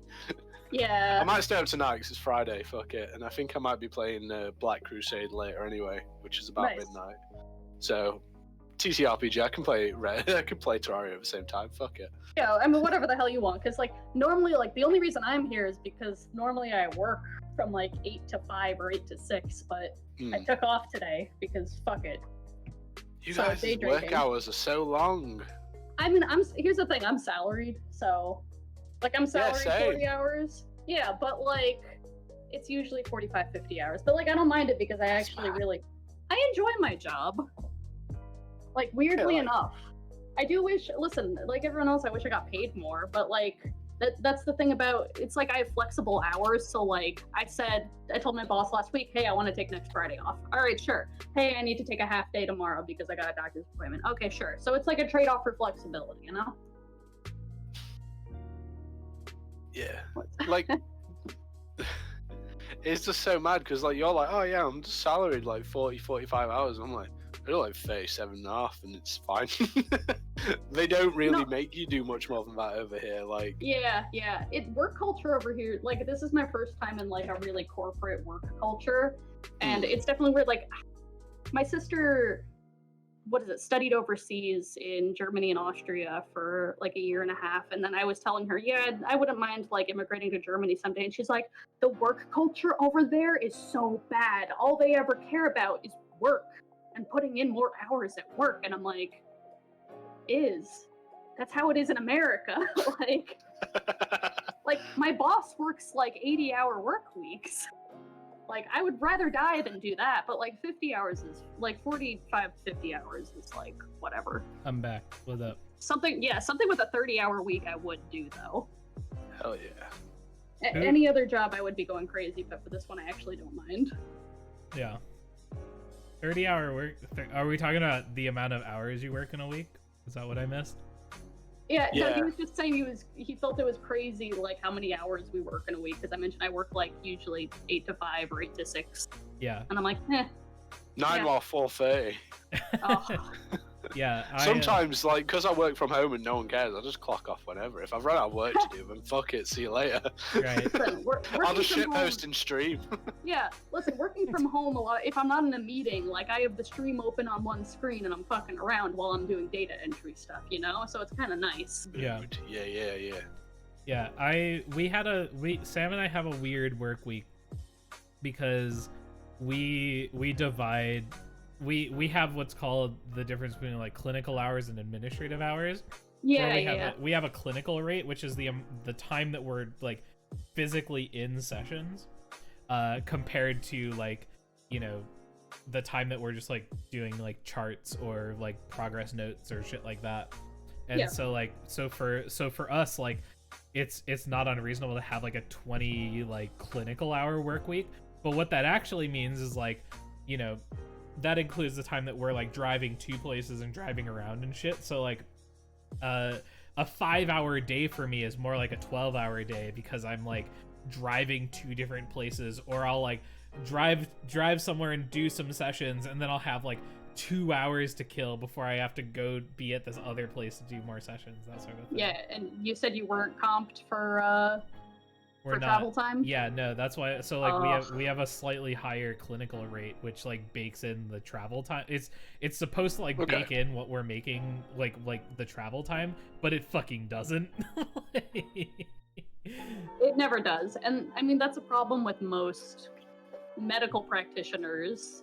Is like the clinical notes you're usually not compensated properly for. Yeah. Like I would know medical practitioners where it's like, yeah, technically I get paid a lot of money, but I'm also spending like 18 hours of my weekend catching up on the notes I was supposed to have finished over the week because insurance requires so many fucking notes. Yeah, for real. And DeBlood, that's adorable. It's so cute. That's very good.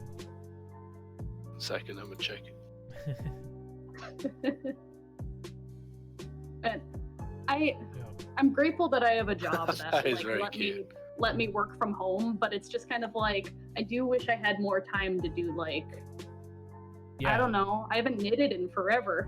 Man, I wish I had time for knitting. Right.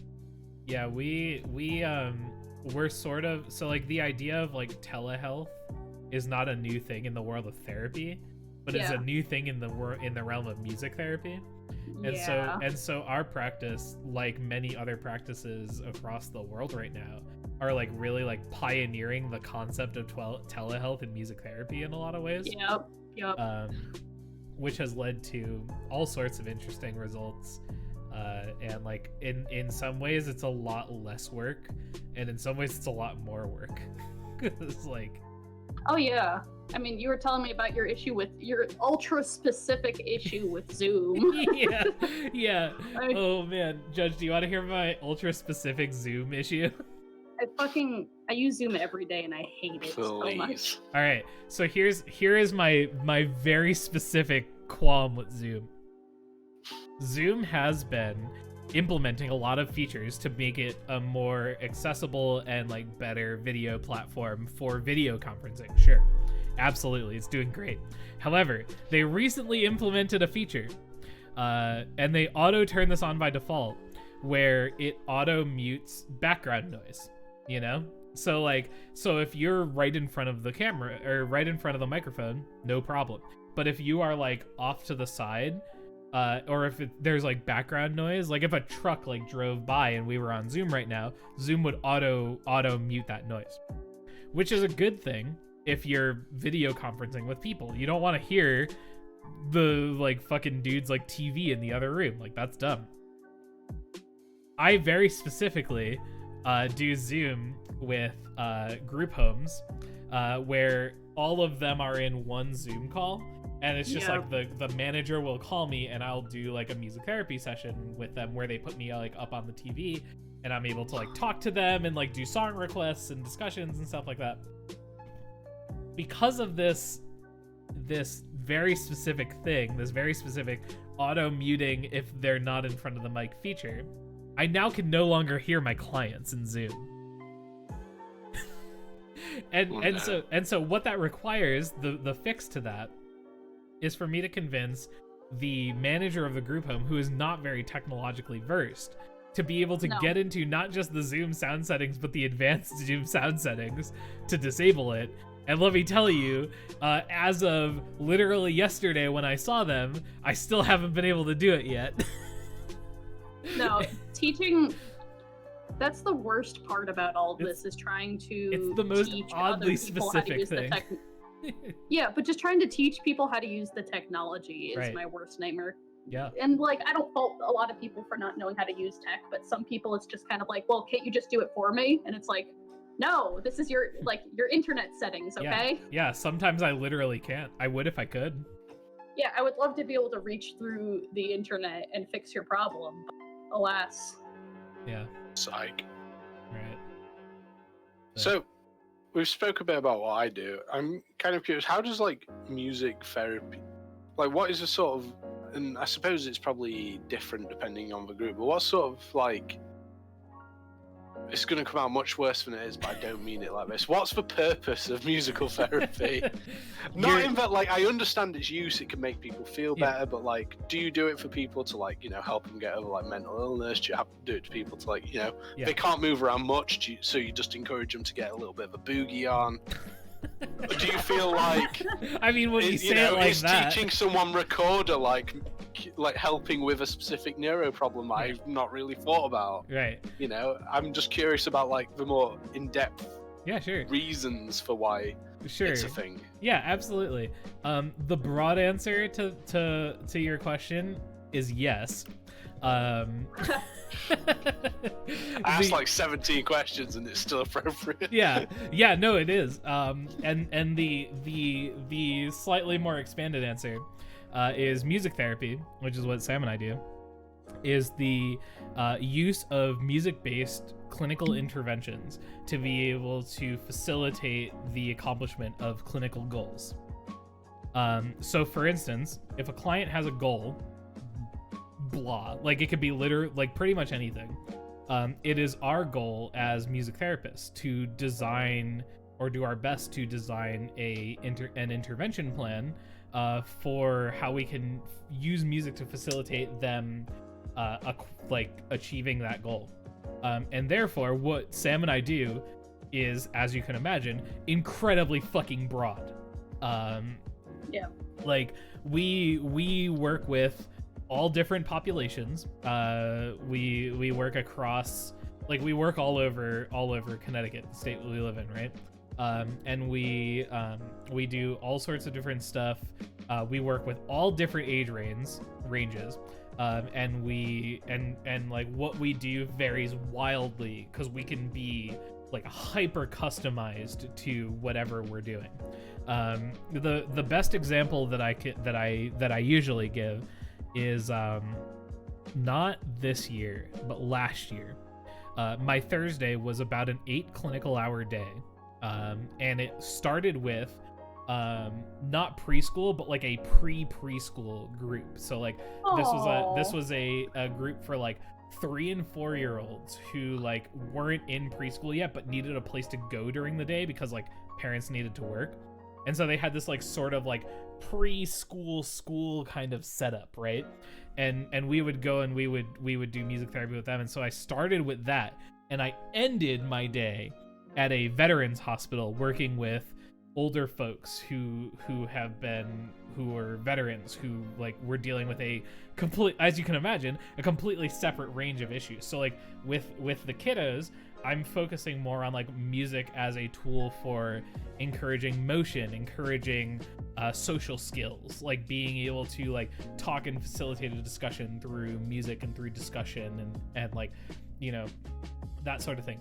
And I'm running the gamut, right? Like I would go from that to working in preschool, to working at middle school, to working at a high school, to working with adults, to working with, you know, and on the way up, I'm completely shifting everything that I'm doing, the songs that I'm using, the different types of clinical interventions I'm doing, where at the end of the day, I'm working with like older adults, right? And so I'm doing a lot more like memory care, reminiscence, like that sort of thing. Aww. And it runs the gamut. It literally like you name it, I can probably spin it into a music therapy intervention.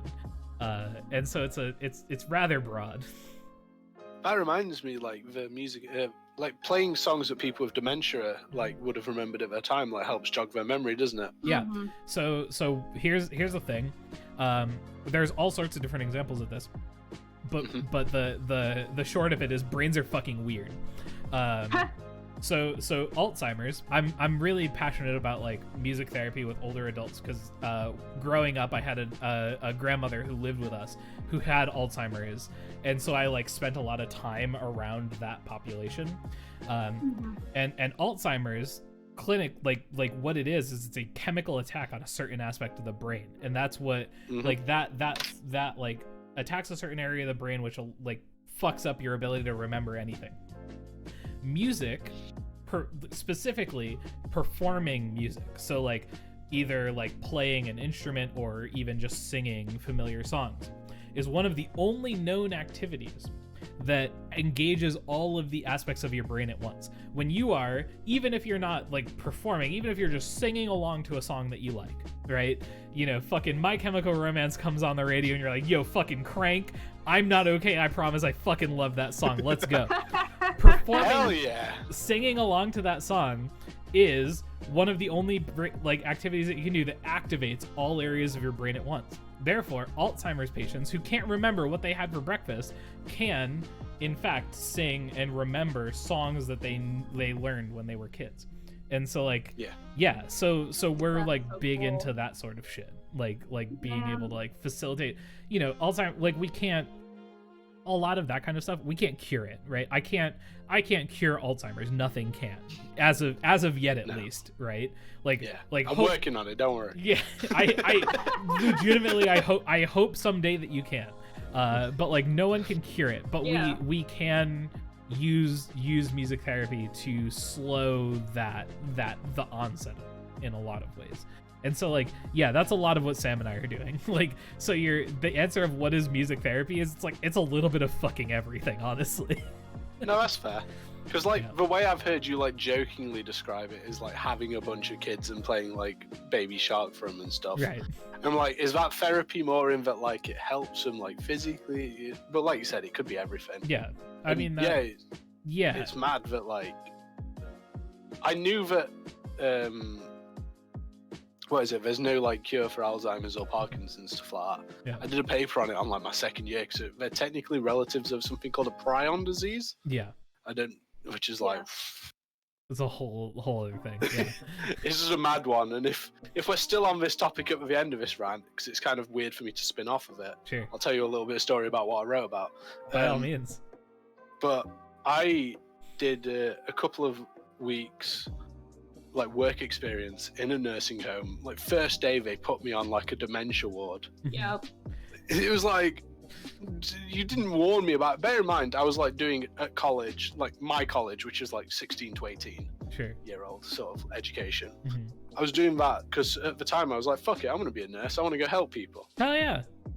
Yeah, but that's an eye opener, getting stuck in a nursing home in a dementia ward. I worked in a nursing home for a portion of time, and it wasn't even in a clinical sense, but it was like, it's rough.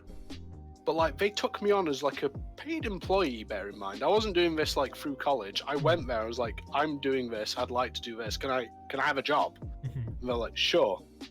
Showed up, they put me on the dementia ward. I was like, all right, cool. And they never prepped me or anything. This one woman came up to me, she's like, oh, are you my grandson? Are you gonna, like, I'm ready to go to the park. Are we leaving now? Yeah. And no one fucking told me anything. So I was like, I'm going to stick to my morals. Lying to this old woman is wrong. So I told her I wasn't her grandson and we weren't going to the park. And she started crying. No, yeah. And I was like, oh, no, sorry, I'm sure he's coming soon. It's just not me. Oh, yeah. I mean, that's something that's that's the right You that's the have right thing to do. Like in that situation, like I'm sure you're great. Like there is a certain aspect, right, to working with people with different levels of dementia. Where like normally it's like don't buy into the fantasy, but at a certain point, at a certain advanced stage of dementia and Alzheimer's, like you do that, right? Just make them comfortable. Yeah, you just say yes. Yeah. It's like there's a quick story I could tell here if you don't mind me interjecting. Yeah, go for it. But here's a weird thing. So I've been doing this for over 6 years now, which is fucking wild to me. Completely insane. I didn't even realize it until earlier last year, where for the first time, and this is also a fucking weird thing to me, I got an intern. I got an intern. Our practice got an intern, and so like, but just through the way that schedules ended up working out, she ended up like working mostly with me. And this is one of those. The moral of this story is like you don't realize how good you are at a thing until like you're trying to teach it to someone, right? Yes. But one of the things one of the places that I worked with her was this home, this elderly care facility that is in Connecticut. That is like this big place where like lots of dementia, Alzheimer's, all sorts of that patients go. And it was a whole lot of. Like she was just doing her thing and I was just supervising, right? So it was a lot of me like sitting around watching her do her thing, taking some notes, like, and being like, all right, here's what you did, here's all this stuff. But one time she went to go see went to go see a person, and like it was a one-to-one, and in the middle of her one-to-one session with this individual, they had like a Alzheimer, like the Alzheimer's equivalent of like a psychotic break, where like suddenly they became very transfixed on like finding their sister, their whatever, and my poor sweet baby intern like totally froze up because she was just not prepared for like what to happen there.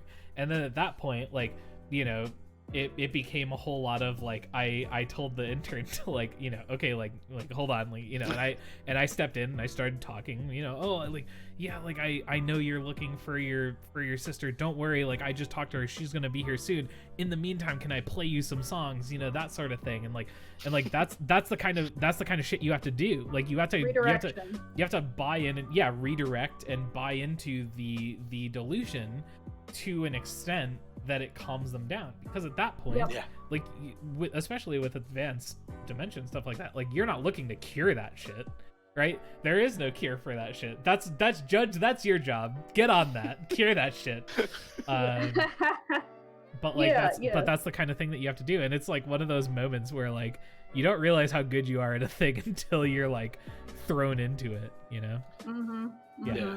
Yeah. We had a when I worked in a nursing home, it was a similar experience sort of thing, where I started working in it because I'm like, oh yeah, work in the kitchen, whatever. But it was also working very directly with these individuals with like dementia and Alzheimer's and all of this.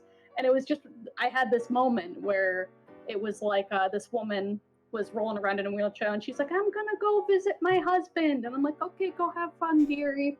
And she rolls off, and I ask the nurse, and I'm like, oh yeah, where's her husband? Does he have a room here? And she's like, oh no, he's been dead 20 years. Yep. And it's like, oh, okay. You just have to be like, yeah, okay, honey, go have fun. Yeah, go say hi to him for me. Yeah, that's it. It can be a lot. It's fucking awful. Like, no one told me until the end of the day that I should lie to him either, and I was like committed to my morals. So, like, I felt like an absolute arsehole, but that old lady cried like 5 times that day because I wouldn't be a good son. Yeah. And then someone pulled me aside, I was like, just lie to him. I was like, okay, I didn't realize it was that bad. Yeah. Like, no one told me anything. They were like, go talk to them. They like handsome young men. I was like, okay, I can do that. I'll be a himbo. Yeah, sure. Judge the himbo. That's I'll hot. fucking let him pinch my cheeks, tell him what a good boy I am. Fuck yeah, I Yeah. get paid for that. Honest- And then this honestly, one was like, "Are we leaving?" Yep, Oh, yep. No, I had a lot of because I've had short hair for forever, and Yeah. like I had a lot of older people think that like, oh, excuse me, young man, can you help me? And it's like, yep, what can I do for you? Yep. Like I couldn't be pressed about it. Sure. Yeah. I've had long hair forever, so I'd probably get the opposite if I didn't have a beard. See, Kevin says hi. I didn't know you had long hair. Hi, Kevin. Because you're always facing this way at me. Yeah, I've got. So I never see it behind the back of your head. Yeah, Or you're I've wearing a got- black t-shirt, so I still can't see it. Look at Damn. all that hair. That is some Dang. locks. If I comb it all out, I look like Claudio Sanchez. Oh fuck yeah! I have a Code in Cambria tattoo. Oh shit! Nice. Oh shit! Nice. Got that when I was 18, and I'm. they're still a good band, I guess. They're fine. Do you know the band 3? No. It's Josh Shepard, the drummer from Coheed and Cambria's brother's band. Okay. I'm friends with with Joey Eppard on Facebook. Oh, Oh, that's nice. Cool. Yeah. Hold on. Yeah, Wait, we've met Kevin a has few something to say. Hey guys. What's up, Kevin? Hey, dude. Welcome to the show. He just got home from work. Yeah, apparently it's a show that we're doing now. We've been streaming for 4 hours, and I think it's mostly just us in the chat room. We've been streaming. Some people. We've been streaming Sorry, guys. for 3 hours. Thank you very much. Yeah, sorry. No, this does, and I'm sorry for Judge. I'm sorry if I stole some of your thunder by jumping on, but today's my like only day off during the week. Yeah. No.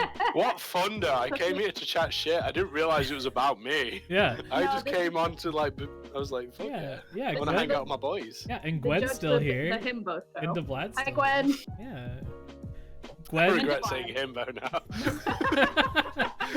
It wasn't even a word when I did it. Like I'm talking like 10 years ago. Right. Oh, Powerful Cashew's here too. Hell yeah, dude. Hell yeah. Powerful Cashew, we rated you that one time. You're leaving now. Yeah. Powerful Cashew, I hope you have an excellent weekend, dude.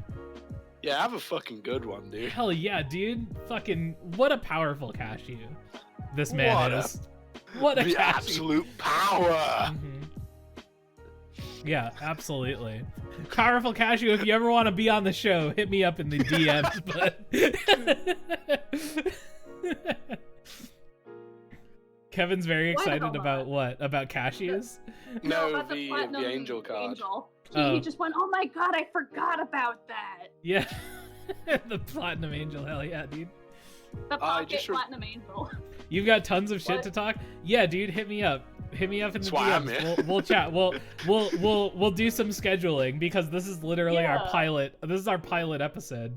It probably won't get quite this rowdy in the future, but hell, you know, whatever. day Who drinking. fucking cares, man? Yeah. No, Judge got to tell his life story, and I bitched about capitalism a bit. Right. And that's great. And I just remembered. y'all let me ramble Sorry, about go music therapy. Yeah, that was interesting though. Yeah. Big interesting. You know, earlier I told the story about how my eye fell out of rotation. Right. The picture of Yeah. my face I took to be like sent to my friends, like, is this okay? That's my actual Discord. You know that I've got like a weird pickle version of myself. Yeah. That picture is what I used as the face. What, on the pickle Rick? Yeah. Can you post like Yeah. a full size photo of that? in I'll your see if I can find it. But God. Yo, I'm glad that we've confirmed that the powerful cashew is gonna be on this show at some point or not. dude, I'm so Yeah. gassed. Yeah. Hell yeah, dude. Absolutely. Yeah, we'll have Gwen playing more. We could just do Mario- this entire Mario show Maker on over your Gwen playing Mario Maker. Yeah, yeah. you should. So that's like an edited version that my friends used to make an emote of my face in our friend Discord. I've just put it in the meme channel. Hold on, I'll check it out. I can't open it on stream because if I do, then it breaks the overlay. Okay. Oh no. Oh, that's funny. Oh buddy. Wait, where'd that drop? In the memes channel. In the meme channel.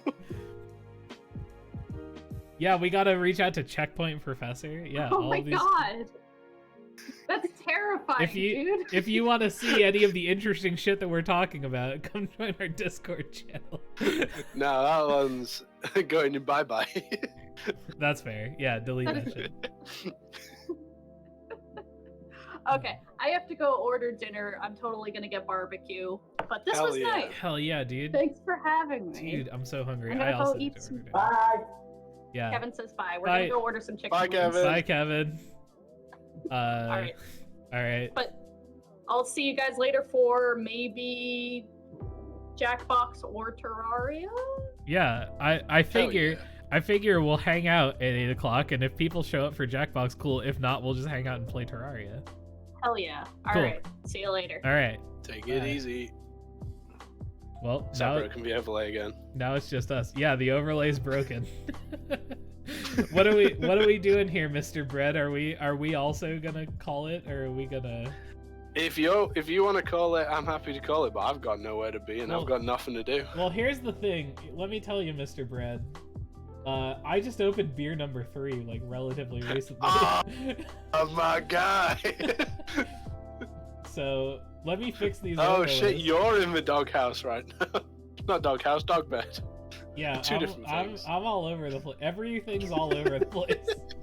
I've literally fixed these overlays like 10 times. Can you leave the second one of you in the Sure. in the dog bed? Just for you, buddy. This is like The absolute avant-garde, like on the fly editing is just so. I gotta say, when you and I were talking about like what was going to go on initially with like what was gonna happen with like you being on and like what we were gonna talk about and stuff, this is pretty much exactly what I envisioned, more or less. I don't know why. Like you guys said, like yesterday, it was gonna be like a bit of a drink stream. So I was like, all right, cool. I'll go. I didn't expect it to get this rowdy. It's not even rowdy. It's just like, let's just talk about some real shit. Is Sam back from his shit yet? Bring him back in. Yeah. I don't know. I'll text him and just be like, here, I'll text him. Hey, we're still going. Fucking come back. Hey, we're still going if you want to come back. We'll see what he says. Maybe we'll go long enough that DeBlad will be home from work and he could join us. Oh, so good. Because I don't think I've ever spoken to like. Oh no, I have. I've played golf with DeBlad, Yeah, which makes it sound really bougie, but I'm on about like internet golf. right. Internet golf, which is totally fine. Totally normal.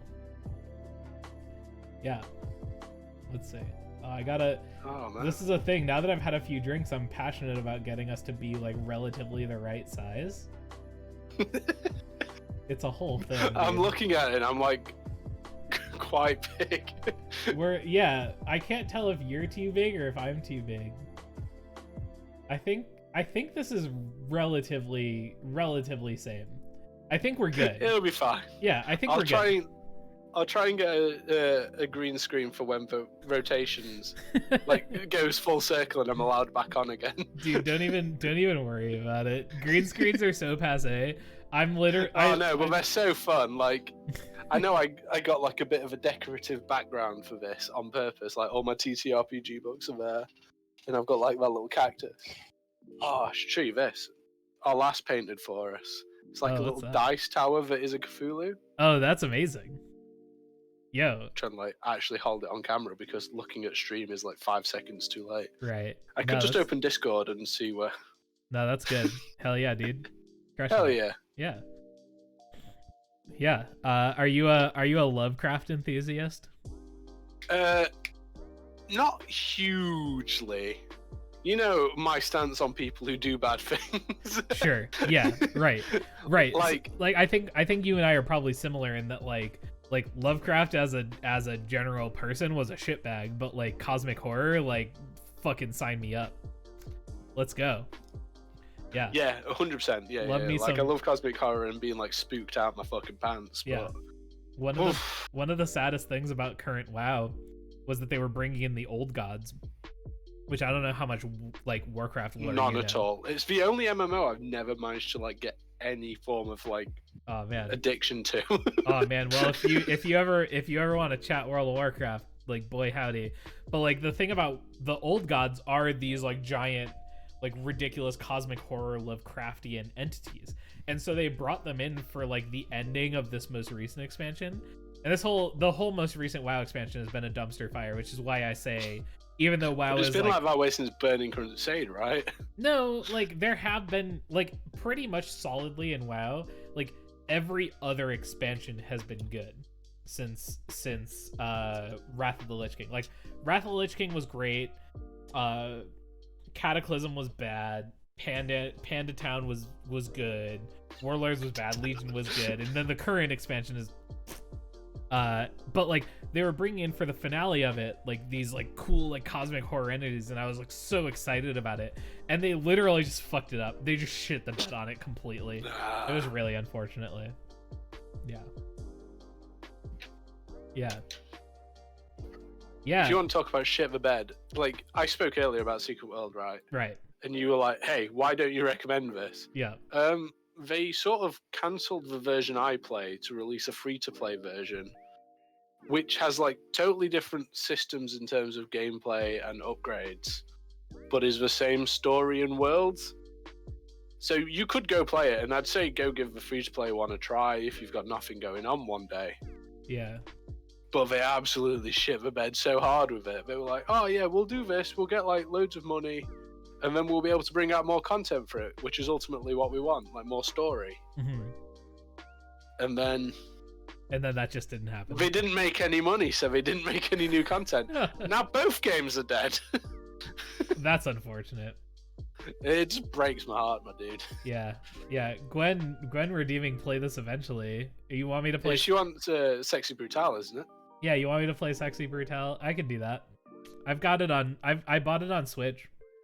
I played like the first hour of it. Yeah, I got you. I'll talk to Sam. We'll do some scheduling. I got you. If anyone needs like a chill ass game to watch though, go watch Gwen playing Persona 4 when she's streaming Persona 4. It's so comfy. It's so comfy and great. I've literally fallen asleep to it the past like 3 nights in a row. Like I swung through yesterday while I was making some D&D characters, and it was like, yeah, like sorry for not chatting more, but it was like, oh, I'm not even mad about the GM situations I spoke about earlier. Right. Yeah. I'm just like, yeah, whatever. I'm cozy. Like right. D&D time. You just want, all you care about is like Chie and Yukiko. Hell yeah. Yeah. Are they gonna be happy? I hope so. Probably not. It's Persona. Persona usually ends up like with a relatively happy ending. Yeah, like rank 9, something really bad will happen, and then rank 10 they'll be like, nah, because I've spoken to you a lot, I'm okay with it. Right. Yeah, Gwen, it's literally been delayed. Like I've legitimately, so like one of the things that I really love is like introducing people to things that I really like, right? Like I love like Judge, I've talked to you about Blades in the Dark. I've loved getting you like talking to you about like this thing that I love and just being like, yeah, come play this thing. Yeah. It's so cool. I've loved watching Gwen like falling in love with Persona. It's been so much fun for me. It's great. It's weird how much the characters are juggling. Yeah, but that's why I started juggling. I know. I was gonna say. Yeah. Right. Yeah, and that's the weirdest thing about Persona 4, right? Is that they're just like, here's like this like crazy like, oh, there's like this murderer who's like attacking the town or whatever. Guys, hold on. Let's go like make an omelet making contest. Who can make the best omelet? Let's fucking talk about that. It's just like, but that's Persona though, right? Is Persona 3 for doing that. Yeah, because Persona 3 is... I know the Midnight Channel is on a rainy day at midnight. Yeah. I don't know if it has anything to do with moon. I can't remember. Yeah. But like Persona 3 is like every full moon, something bad's gonna happen. Yeah. So you have like 28 days to like stop things getting fucked. Yeah. Exactly. Yeah. Oh, it's so good. So it kind of almost justified them goofing off. So like, look, fucking, we might die next week. Do you want to go to the beach and hit on a robot? Yeah.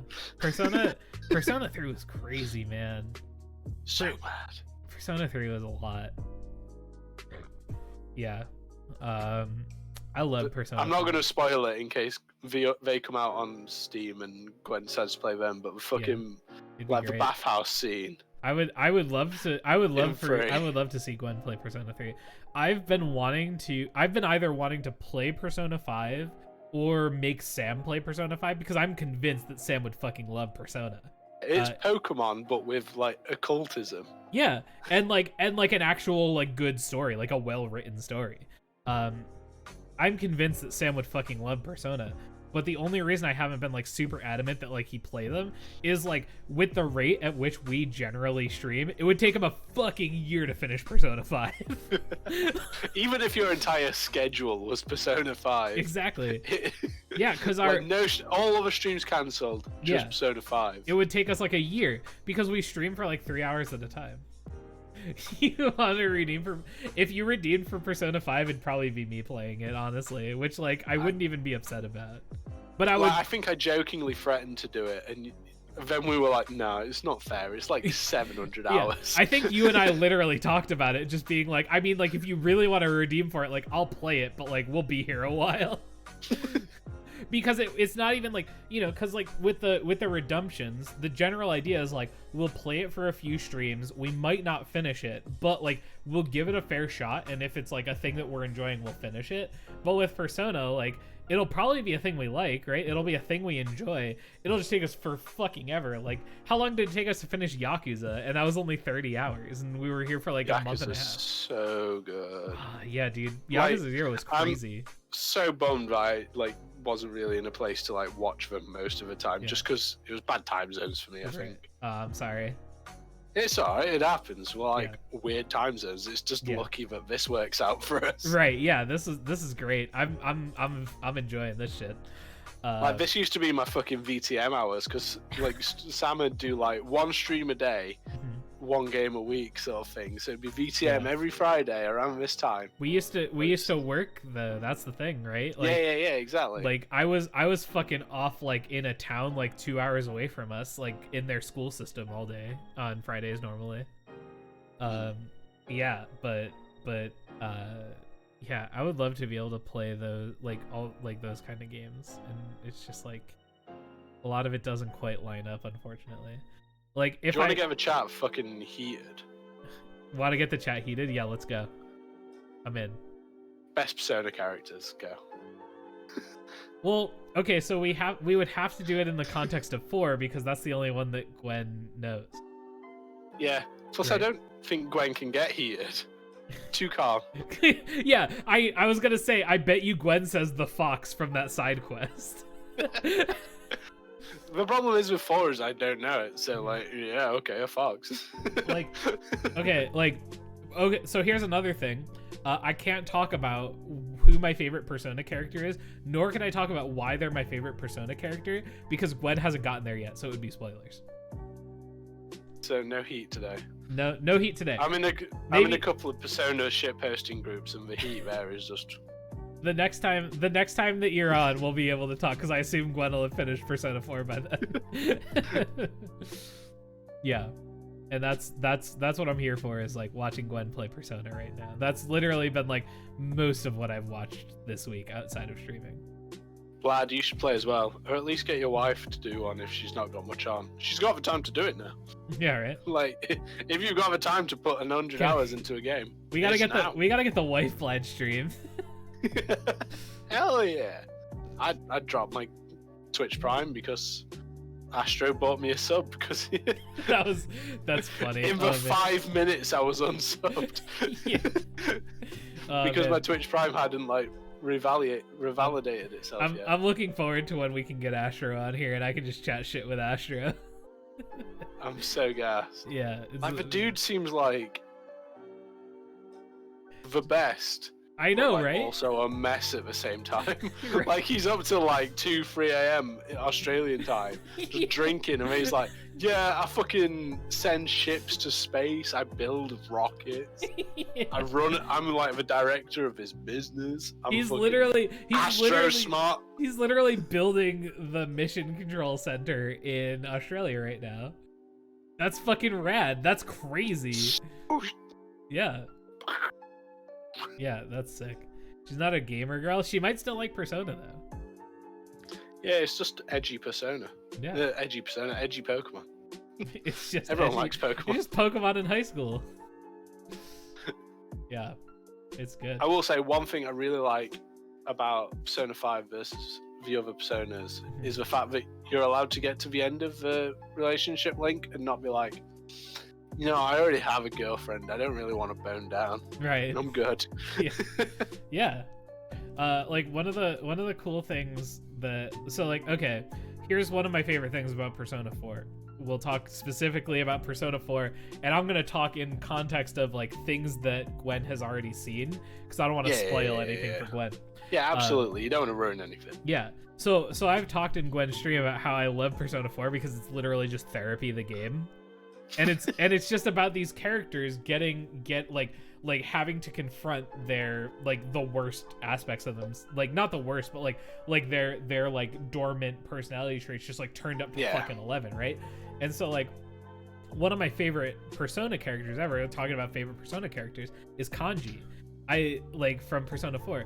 I love that he's this like his whole arc is just him kind of like coming to terms and understanding his own queerness as a character, like starting off and like you see him as this like big tough like bike like you get introduced to him because he chased after a motorcycle game like on his bike and beat the shit out of him. like he's such a cool badass, and then his thing is like him like being like he like goes into the TV in the Midnight Channel and he's just like, oh, like here I am, like, oh, I'm gonna find another, like, you know, and he's like super queer, super gay, right? And like him like over, not just like when you like get him as a party member and you go through his like boss fight, which is like the boss fights in Persona are where the characters kind of like come to terms with like their shadow selves and like who they are as a person. But getting like when he does that, and then he becomes, you know, a member of the party, like a regular in the party. But then the rest of the game is still kind of about him like coming to terms with his own queerness as a high schooler. And like, you know, like, not that I've never had to like necessarily come to terms with my own queerness or anything, but like that's like such a fucking powerful story to have as like just like in a game. And like especially for like I've talked a lot in Gwen's chat about the time that Persona 4 came out, right? Yeah. So I know that Persona 4 came out in 2008 because I recently Googled this. And like to have like in 2008 to have a like queer character like Kanji, and like to bring him in and to bring in Troy Baker, who is the voice actor for Kanji, and to be like, here's this character, here's his arc, like any of the queer subtext in any of his lines, don't play it up for laughs, play it completely straight because that's the arc that we want him to go on. Like, it's such a cool progressive idea for a game at the time. Like, it's so fucking cool. And I love they're that. not exactly like overt about it either, if I remember correctly. Like, they do it in the dungeon. Yeah. Or am I thinking about, I think it's the Detective Naoto about, like, I don't know if Gwen's met, because I don't know the thing. We can't talk too much about Naoto because I think Gwen has like just recently started to like get to the point where you're like hanging out with Naoto. But yeah, like the first time that you're introduced to Naoto, like he's like, you know, like going out and trying to like get. Oh, you just saved Naoto. Wait, so do you know? My chat stopped then, so I can't see that. You do? Okay. Do you know? My last message is them going on about kanji, so I'm gonna refresh. Okay. Yeah, totally refresh. Wait, so like I don't know if you know the big spoiler about Naoto, and I don't want to talk about it. Other than that, I'm not even sure if I know, because the thing I was going to mention is I don't think they talk about it, do they? They don't reveal it. They do. They do. Like there is a big reveal at the end of. So you have Naoto in your party now. Can I talk about it, Gwen? I really want you to be able to like experience it without spoilers. Okay. All right. Cool. I've gotten permission for Gwen. If anyone cares about spoilers for Naoto, then like please, you know, hold on 1 second. But here's the thing. All right. So Naoto's. I'll do this while there's spoilers if you want to mute, and I'll undo it when he's done. There we go. Like Naoto's a girl. that's the big spoiler, right? Is that like you know Naoto as this as a dude for like the whole time you meet them, and then you like see, and they're coming, they like their whole arc is them coming to terms with their like gender identity and stuff like that. It's fucking great. Yeah, and like, you know, as someone who has like I haven't had to come to terms with my gender identity, but I know a lot of people who have gone through that kind of thing, and I have infinite sympathy for that, and it's great. But yeah, like that whole story, and how like Kanji, like Naoto starts first talking to Kanji, and Kanji is like so flustered because he's like a closeted queer dude, like talking about you know that sort of thing, and like coming to terms with like how he feels about all that is like such a cool, like a well written like arc, especially for like when you think about it, it's like PlayStation 2, like 2008. Like holy shit, it's so good. Yeah. Like if it was made today and they were remaking it today, I feel like Naruto would have been taken a step further, and probably would have been something like, you know, made to like, either be like trans or something, like non-binary or something. Yeah, absolutely. Like that was sort of like what I was alluding to, because I could never remember if they brought it out whether they were just dressing as a boy or whether they identified as a boy. Yeah, and I'm pretty sure, and like Gwen, if you've like done this more recently than me, like feel free to correct me, but I'm pretty sure like the whole thing is like Naoto is a girl, but like dresses and presents as a male because of like being taken seriously as a detective, and like that whole thing. Unless I'm misremembering it, which like I'm kind of sad that I fell asleep before I watched you get to that point last night, because I remember like before I fell asleep, you were like just getting to that point or whatever, you know. But anyways, I don't think anyone's here that you have to worry about spoiler warnings for. I think everyone's cool. Like, I think we've got to the end of it anyway. Yeah. But it was just a nice one. Yeah, like Gwen said. Yeah. Yeah, and now the spoilers is in chat, so now you definitely don't need to do spoiler heads. Now it's not on me. I can't put X's over chat. It's exactly true. Yeah. But like, yeah, like it's so cool. It's so good. Like if you like just thinking about like when that came out. So like that came out when I was I don't know how old anyone else here is except for DeBlad. But like that came out when I was a senior in high school, and like the idea of that like that kind of a story about gender identity like coming out like then was like. What age is senior in high school? I always have trouble translating it into Brit-Bong language. Oh, I was like 17. No, 2008 I was 18. Okay. I was 2 years older than me. I was 16. Yeah, so I was about to finish secondary. Yeah, I was born in 1990, so it's really easy for me to like. Yeah. 92, so just take 2 of my years off of yours. Exactly. Yeah. Yeah. My like same thing. Like my sister was born in 94, so that's always been really easy for me to remember. You know, that sort of thing. Yeah. But like. It's one thing, like, I think I love Persona 3 more than any other one, but it's one thing that I wish that they did more was tackle more, like, identity issues rather than, am I doing enough? Mm-hmm. In terms, like, a lot of it was like, am I enough? Rather than, right. Is what I am okay? Yeah, the one thing, so, like, I fucking loved Persona 3. There's one aspect of Persona 3 that I wish was different, especially now. Like at the time, I remember the first time I played it, I didn't mind it, but now I mind it a lot more, and it's because a lot of things have happened in the world since. And slight spoilers for the first like few hours of Persona 3 if anyone cares, but like it's a pretty major mechanic in the game, so it's like not a thing that you're gonna be like, oh yeah, I know what you're gonna say. And that's that the way that they summon personas is that they shoot themselves in the head. Like they literally like have a gun and they put it up to their head, and that's how they summon the personas. And like when they do explain it by saying there's no bullets. I feel like right. Putting that in there is like important to the thing. It's not just they're killing themselves for edginess. It's to trigger like fearful emotions to force it out. Sure. Yes. But it's still bad now. Absolutely. But, and I remember when I was a kid, I thought that was like a cool thing, and like that was an edgy thing, and a lot of people pushed back about it. and I was like, oh, like that's so fucking cool, like look at them, like oh blah, blah. And then fucking like straight up, like then Sandy Hook happened, right? And then like a bunch of kids died like 20 minutes away from where I live, and now I'm literally as anti-gun as you can fucking be. Like straight up. And so like not great about Persona 3, but everything, like I'm willing to overlook that one slight aspect of Persona 3 because I think the rest of the game is really important for like the time that it was made and the themes that it covers. And I also feel like it did address those kind of themes with what it was. But like don't get me wrong, I'm coming from a very privileged area in this regard. But like I'm from the UK, and gun crime here is it happens. Yeah. But not nearly to the extent that it happens in America. Yeah, it's and it's like I didn't have to worry about going to school and getting shot. Like that just wasn't a worry for me. Right. Yeah, totally. It's such an but interesting thing. Or, like but not, was like not it's terrible, but yeah.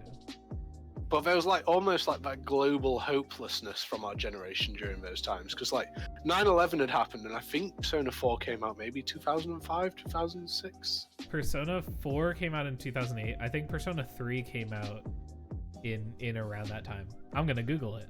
Carry on. I too am gonna. I'll let you go. But yeah, it came out very early 2000, so people were still like concerned about how the world had drastically changed overnight. July 13th, 2006. So people our age were still like, what the fuck are we going to do? We're in a war that we're not going to win. Everything's going to shit slowly because everything's growing so rapidly. Yeah, we were like watching the world end in slow motion. And just the theme of like kind of being okay with the world ending to then find the strength in that to fight back, I felt was just so important. Mm-hmm. Yeah. And And I see it in that regard because, like I said, guns aren't that much of an important thing to me. I'm anti them, and I like that my country doesn't have them. Yeah. But I've never been personally touched by it, so I can speak from a point of privilege. Sure. But I feel like the symbolism of it's like you feel so hopeless that that's what you want to do, and that's the only strength that you have to find to then do what you need to do to save the world. Right. It's kind of like a ham-fisted one when you spend a lot of time thinking about it. Sure. But like, I definitely see where it was coming from. And for me, when I played it at the age I played it, I felt it was a very important message for me as well. Yeah, absolutely. I agree 1,000%. Like I really don't like, I'm very skeeved out by it now. And I'm not sure how I would feel playing that game again. Like if it got remade on Steam or whatever. I'm not sure how I'd feel playing it now, but at the time, I agree. I felt similarly that like it was a really powerful metaphor and a really powerful message. Ultimately, yeah. Man, well, I got fucking sad. Real I was gonna say, yeah. We've been going for 3.5 hours, and I feel like we've gone pretty hard. There was just a wall, like. I'm good for it. But like, I really liked 5 as well, and that like sort of modern take on the same sort of message as 3. Like, I wouldn't say it's a remake of it, but I feel like it hit in the same similar veins. Absolutely, yeah. 5 is fucking amazing. To the point where like, if I were to ever play 5 on stream, which like I kind of really want to, I'm not gonna lie, I would literally every time I mention it, I want to play it.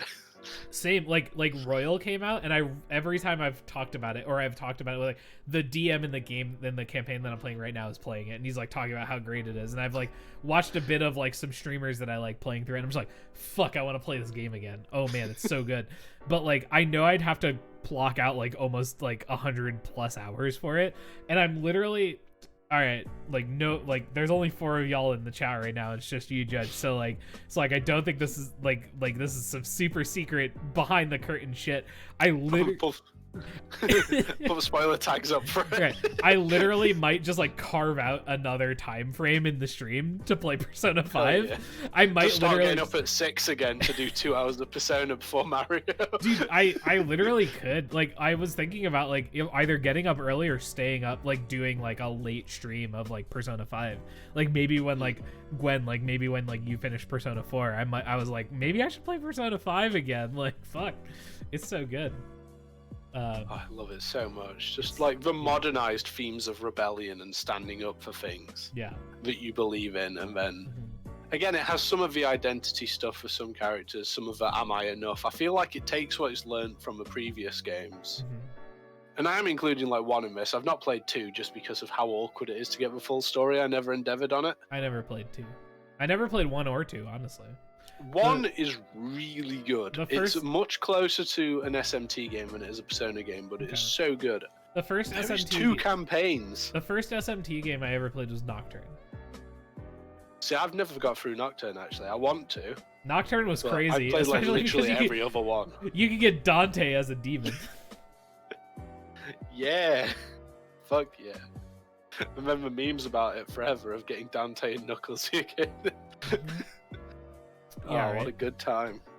Why is 5 so much better than all the other games? Is that what you mean, Gwen?